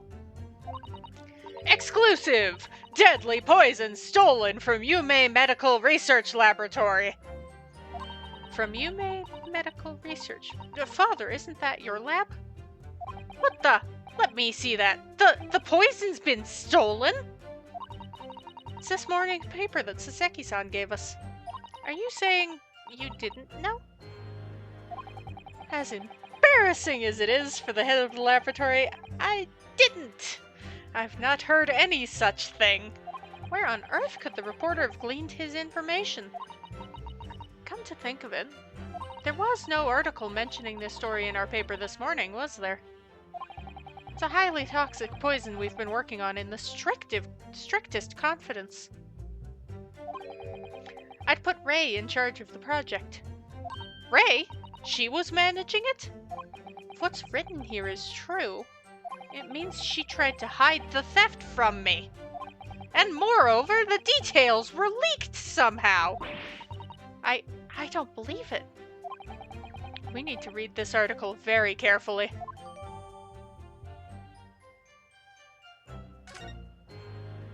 There we go. I love Saseki. It's so dramatic.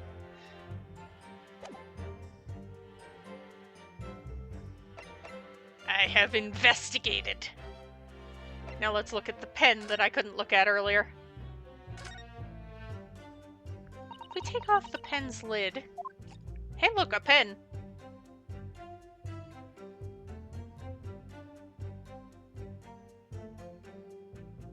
Let's look at the initials. The RM initials are very clearly engraved here.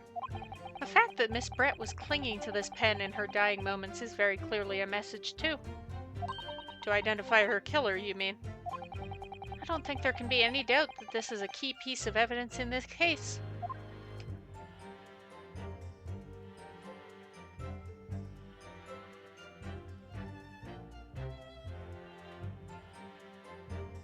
What's this sigil? There's some sort of emblem here, look! But it isn't a Yume University one. Must belong to some other organization, I suppose. A business of some kind. But that would seem to imply the pen doesn't in fact belong to Ray.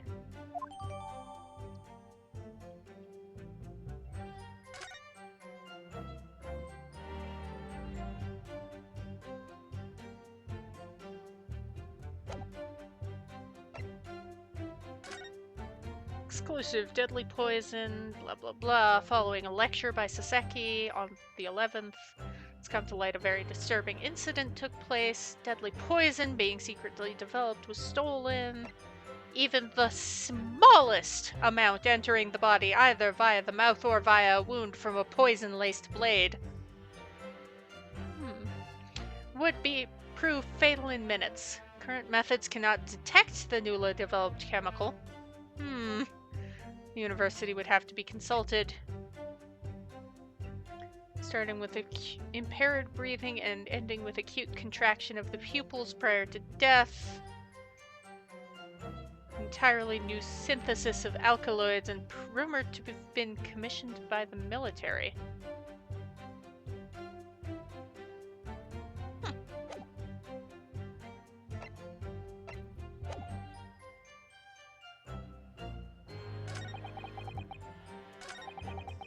There's no good reason.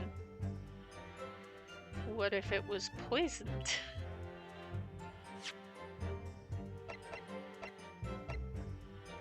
What if it was poisoned?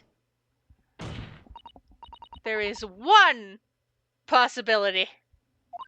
One very good reason why the defendant might have decided to withdraw the knife from the victim's wound. What? Ha! The yokel not only has a poor grasp of the law, but is also a poor loser. Shove it. Tell us then, what possibility do you think you've identified? It's here, in this newspaper article. An article about a deadly poison having been stolen from a laboratory at the Imperial Yume University. Objection! The victim perished from a stab wound. Poison has no relevance in this case. But, Prosecutor Ouchie, you will let the defense speak. But a newspaper article. The court cannot rely. The court cannot rely on the kind of hearsay those wretched publications carry. Counsel for the defense. I am going to need some tangible basis for your claim. You will indicate to the court precisely what part of the newspaper article mentioned affirms your assertion. Your Excellency? Yes, of course. Thank you. Ray would never have done something to further endanger Miss Brett's life without just cause. The reason why the defendant pulled the knife from the victim's body is explained in the article where it says, deadly in tiny quantities. The article reveals the following property about the poison in question. When the toxin enters the body on a knife laced with the poison, it's rapidly absorbed and causes death in minutes. Are you suggesting if the knife used to attack Miss Brett was laced with this very poison, it would explain why the defendant, Membami-san, would have withdrawn the blade as soon as possible? Okay, I realize we're trying to give like a, oh, she took the blade out because it was poisoned, but this kind of digs a bit of a hole. Because she was the main one working on the poison, I believe.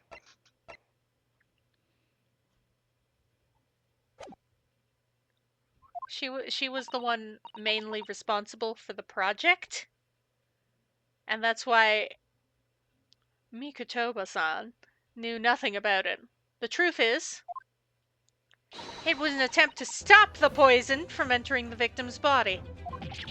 What? Objection! This is complete and utter nonsense. Not at all. The defendant withdrew the knife blade from the victim's body not to accelerate the woman's demise, but to save her life, and the prosecution cannot deny the possibility. Have you not read The post-mortem report? The cause of death was hemorrhage. The word poison appears nowhere in the document. But you see, it was an undetectable poison. Well, that's because by acting quickly to remove the blade, the defendant prevented the poison from taking hold. Objection! Oh, please, this is clearly desperation. The weasel's last breaking of wind. Ugh. Poison has nothing whatsoever to do with this case, as I believe the defense is well aware. We have no proof the information in this wretched newspaper article is at all reliable anyway. In that situation, what the student should have done is wait for medical assistance to arrive. But instead, you claim she suspected poisoning and took the potentially lethal decision to remove the blade? She must have had a strong reason for her suspicions then, or the argument makes no sense.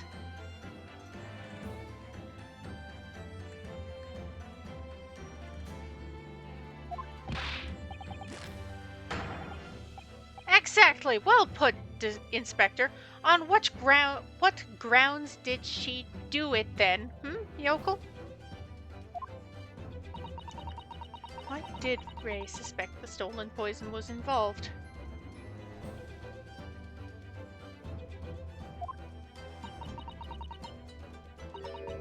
If you want grounds, I'll give you grounds.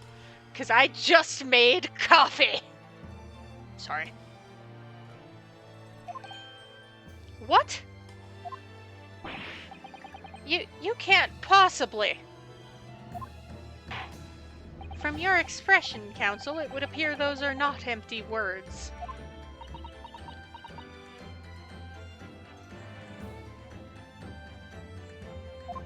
But naturally, as you stand in this courtroom as a lawyer, you must be aware. Words alone, empty or not, are of no value in our modern justice system. The court demands evidence. Yes, Your Excellency. I'm well aware of that. I've seen it many times from my place at his side in the Old Bailey.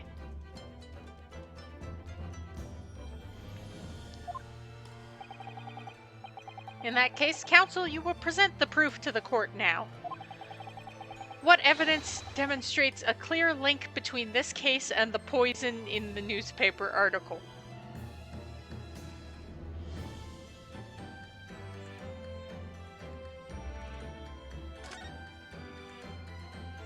Ascertained by examination and witness statements. Pupil constriction!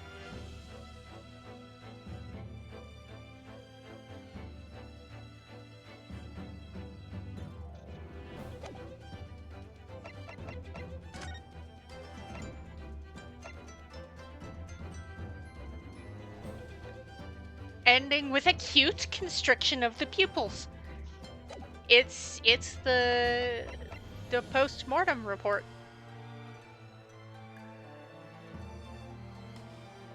Acute pupil constriction.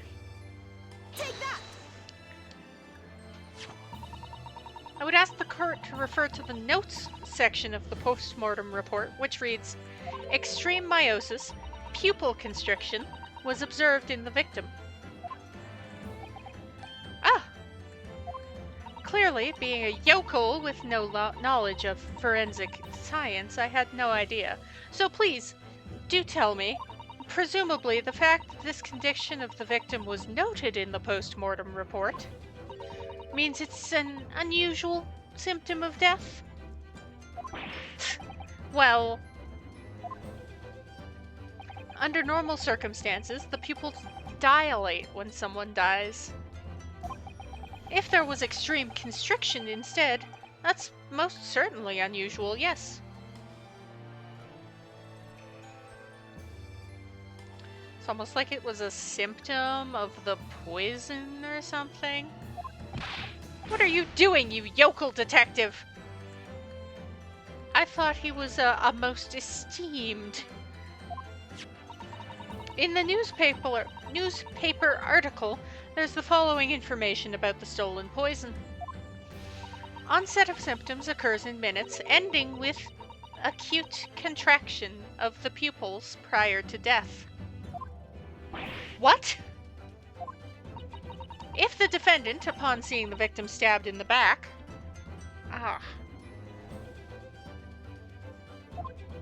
happened to notice the pupils of Miss Brett's eyes had constricted severely. Yes, as a medical research assistant, she would have suspected poison immediately, without doubt.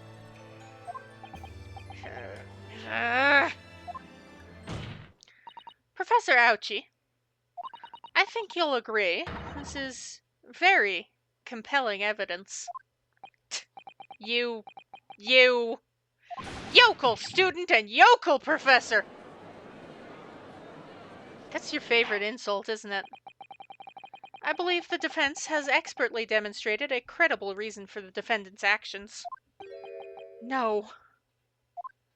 Yujin Mikotoba.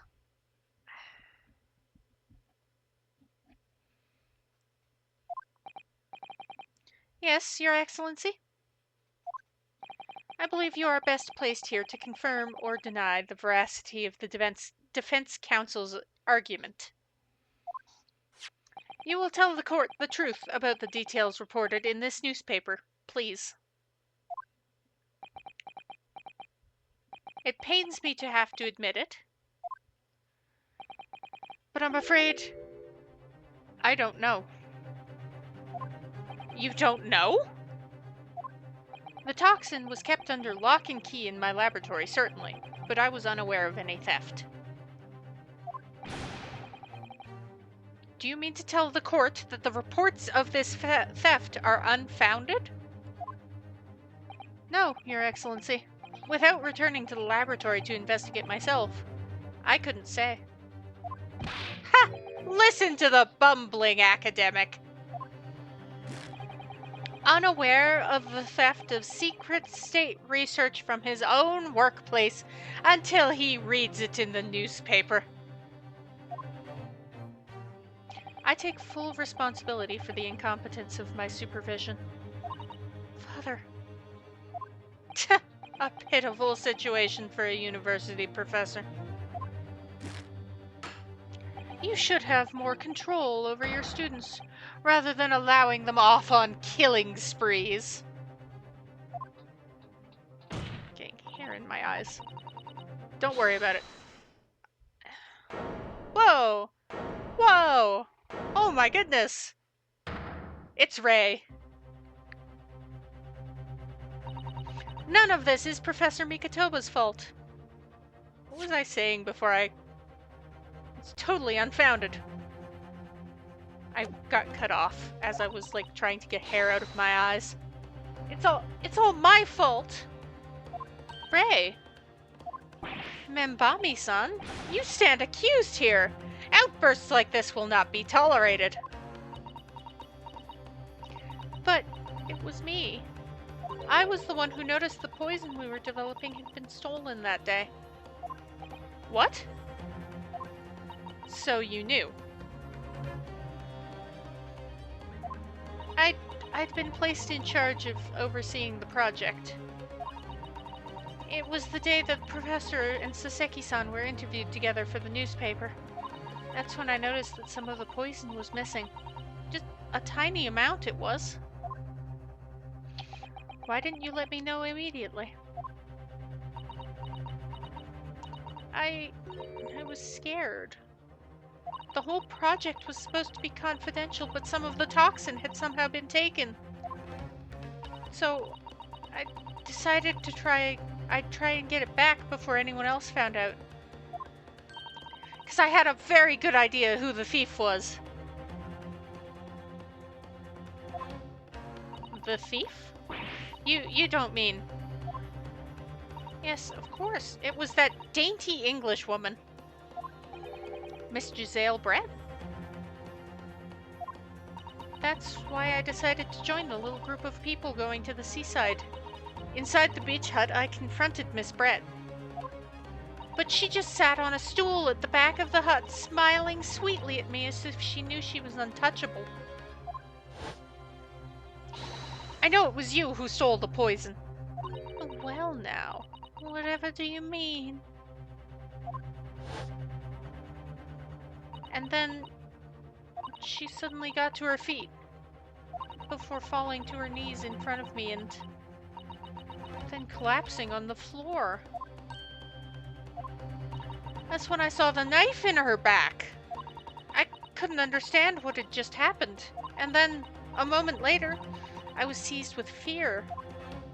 The pupils of her eyes they'd shrunk to tiny pinpoints. I don't believe it. In other words, you realize the victim was suffering the effects of the stolen poison. My mind started racing. I hadn't seen anything past Miss Brett's lips while I'd been with her, which left only one possible way for the poison to have entered her body. On the blade of the knife in her back. And that train of thought was what spurred you to withdraw the blade. Yes, if the amount that had entered her bloodstream was small enough, she might still have a chance. That's what I hoped. Really, I'm sorry for staying silent all this time.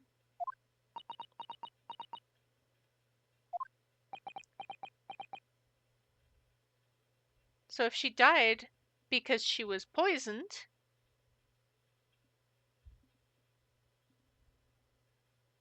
she probably didn't end up stealing the poison.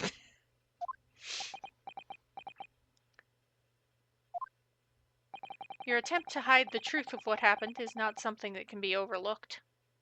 However, I have duly noted the courage with which you confessed in the end. Thank you, Your Excellency. It's barely perceptible, but I do think the balance has shifted a little here in this courtroom now. Objection! Of course. Your Excellency, do not be deceived. The victim just collapsed before your eyes, you say. Well, Membami-san, if that is the case, perhaps you could explain how Miss Brett came to be stabbed. Well, you have no answer because the simple truth is that you stabbed the victim motivated by revenge. Objection!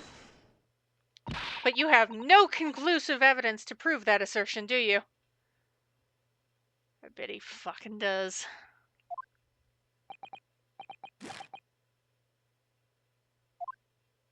Oh, I have evidence, and it is very much conclusive. What's the prosecution counsel up to? It was brief, but he hesitated for a moment there. I'm almost sure of it.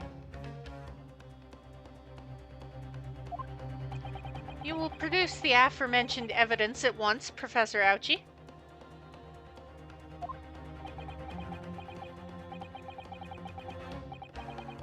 Perhaps some praise is due, young yokel student. What?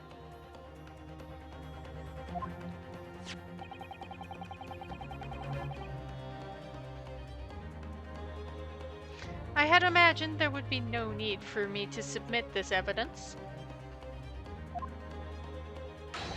But you've brought this on yourself. I wonder what that crack is. What the? Could a more damning shot exist? The cruelty in the air on that beach is almost palpable. I presume this was taken at the exact moment she grabbed the knife to pull it out. This evidence, more than any other, reveals the true extent of the accused's murderous nature. For it shows the precise moment that Membami-san plunged her dagger into the victim's back.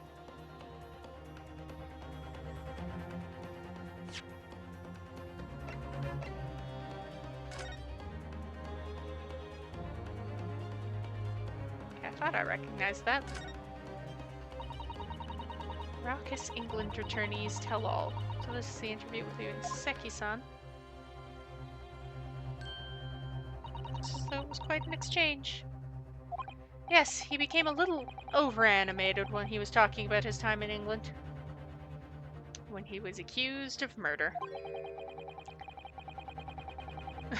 The photographer managed to capture the moment his hand karate chopped me on the neck. I do hope you weren't hurt. Okay. No, that's not true. No! I don't believe it. Wham!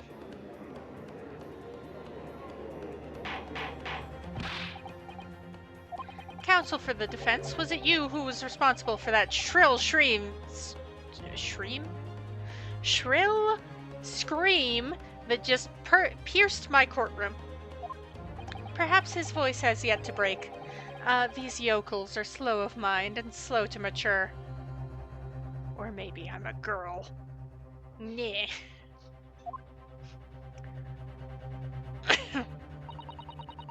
I'll show you who's slow to mature. Careful now. Susato's starting to show her face here. It's often said that a picture is worth 1,000 words, and here we have ample proof. The court will accept this extremely cogent photographic print as evidence. I feel like I pronounced that wrong, but that's okay. The incriminating photograph! I can't believe he's had a photograph like that up his sleeve the entire time. Such a stark image, I'm genuinely lost for words. Wait a minute! I don't understand. How did you... I mean, who took that photograph? Ray. Objection! That's of no importance here. Stop trying to divert attention. Oh. Objection! It's an absurd thing to say. It's crucially important. Because that means we have a third witness that we could have up on the stand. Whoever took this photographic print was a witness to Miss Brett's death. The court must be allowed to hear this person's testimony.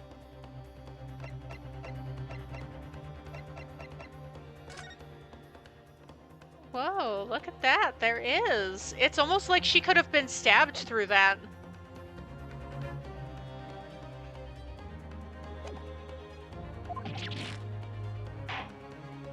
I will uphold the defense's demand. The prosecution will reveal the identity of the person responsible for taking this photograph at once. Well, I'm afraid I can't do that. Pardon? You see, this print arrived at the Imperial Police Bureau headquarters by express post yesterday. In other words, whoever took the picture is trying to hide that they took the picture. But there was nothing to indicate the sender's name or address. The provenance of the print is unknown. Goodness.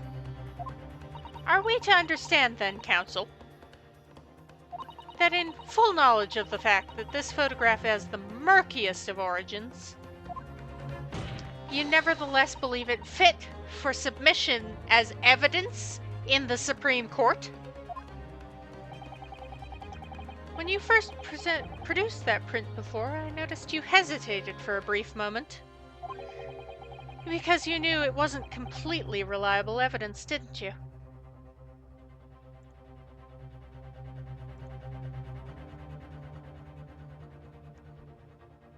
Alright. When I hit like a break point, I'm gonna be wrapping up the stream. Whew, boy, these games are chunky. Silence, you yokel student and blabbering professor. What matters is the blatant truth this print so eloquently expresses. That at some point, Ray held the knife. Ooh, scary. But the defendant has already admitted to pulling the blade from the wound. Clearly, this isn't the moment the knife was plunged into the victim's back, but the moment it was withdrawn. Don't waste this court's time with your ramblings. Indeed, without knowledge of who produced this print, we have no means of verifying the claim. And the scene it captures is without doubt the most compelling evidence presented to the court. It's not that compelling. If the defense is unable to shed any further light on the matter, I believe the conclusion is clear.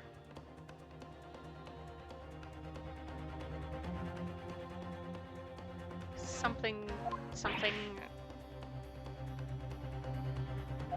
Susato, this is the time for you to fight. If what you've established so far is true, there can be no doubt. This photograph shows the moment that Ray withdrew the blade from the victim. We just need to prove that somehow. You'll have plenty of time to rue your defeat on the slow train back to the provinces. And to rue the day you came up against Takatsuchi Ouchi in a court of law. If I can't determine who took this photograph, then the trial is going to come to an end. There must be a clue somewhere. There must be some way of working out who took it. Well, counsel? Your Excellency, the burning question is who took that photograph, and the truth is... fuck if I know! We don't have a name. No, if I give up now, I'll never be able to look Ray in the eye again. Susato, you need to steel yourself and summon your best argument. I'll do my best.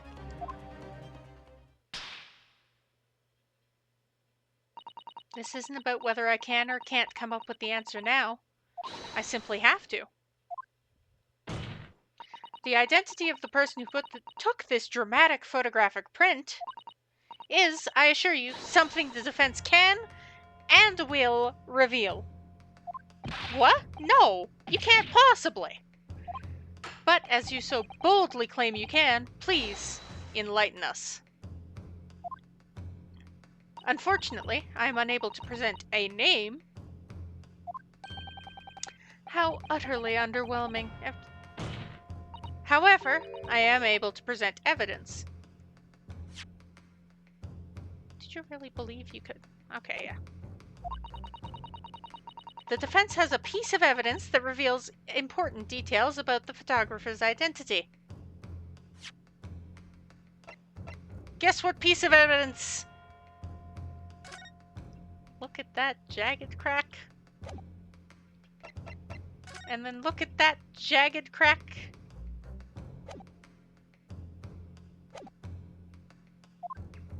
What? Very well then, counsel. Present your proof to the court. Which piece of evidence do you claim reveals something about the identity of the mystery photographer? This article! What is that? The newspaper again? Raucous England returnees tell all. It's not the headline that's relevant here, Your Excellency. It's the photograph. If you look at it closely, you'll notice that there are some white lines on the right-hand side.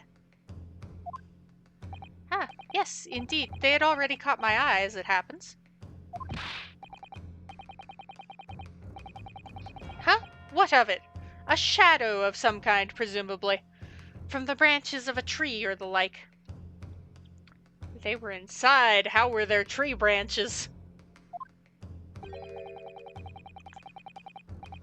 There are no trees growing inside my laboratory at the university, I can assure you. Now, if you look closely at this photograph...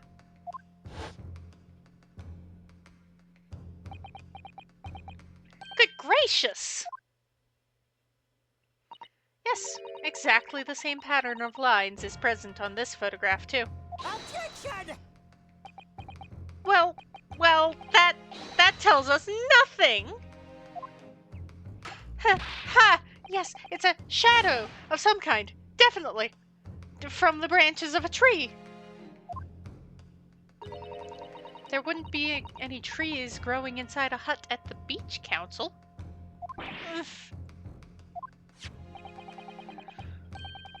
What's quite remarkable about it is that the two patterns are absolutely identical.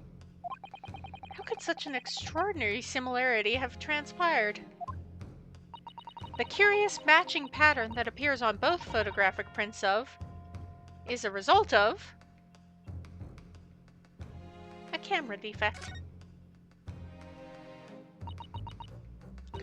Obviously, it must be due to a problem with the camera used to take the photographs. With the photographic device? Yes, we can confidently say the camera's lens must be scratched. And the scratch lens causes unwanted lines to appear on every print taken with the device. In short, the two photographs under consideration here were taken with the same camera.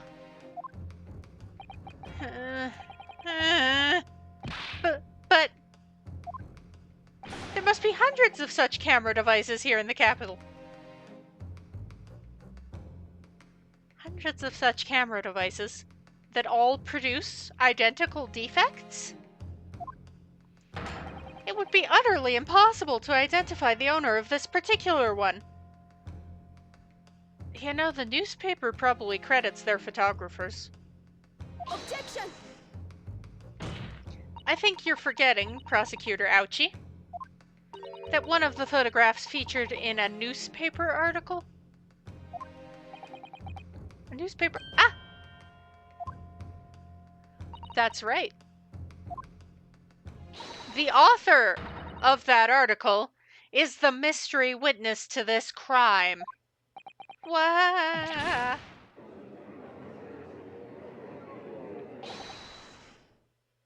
Mini memo!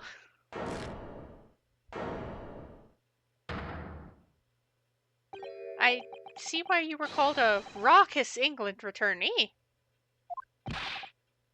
What are you yelling about? You've already testified. It's... Mini memo, I tell you. Mini memo. Mini memo. Mini memo. I keep pronouncing it differently.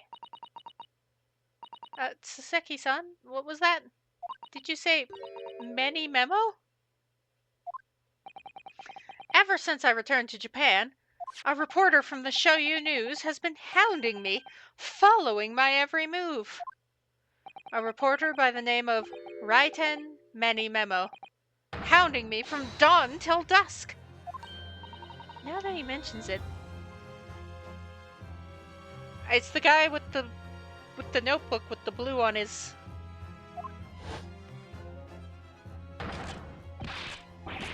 Secretly spy snapshots, scribble stories, and scupper my privacy.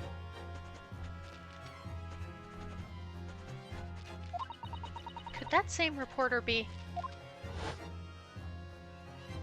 A camera to the left of him, a notebook to the right. There I am, stuck in the middle with right and many memo.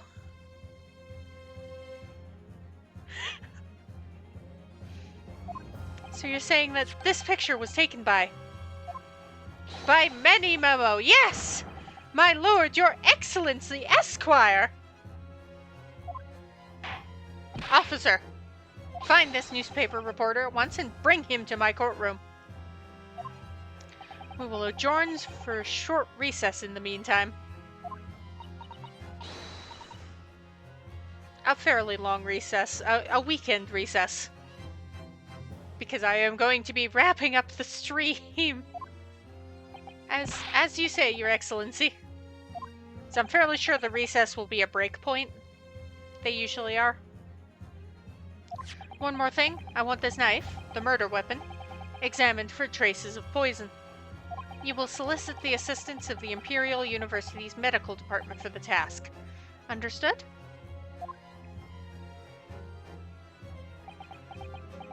Meh.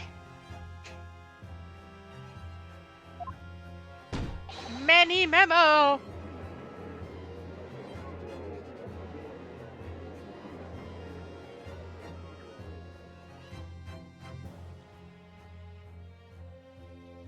The recess is a breakpoint. Look at me. I can recognize patterns. I possess pattern recognition. Yes, I would like to save.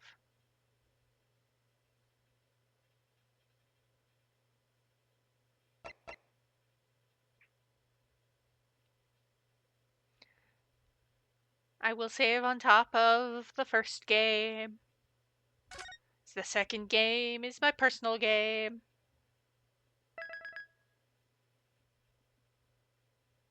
The Adventure of the Blossoming Attorney. Anyway, I will wrap up here. And on Monday, I will pick up and we will talk to Right Hand Many Memo. That's gonna be a hard name to say repeatedly. Anyway, I hope to see you all then. Hopefully you enjoy the adventure of the Blossoming Attorney.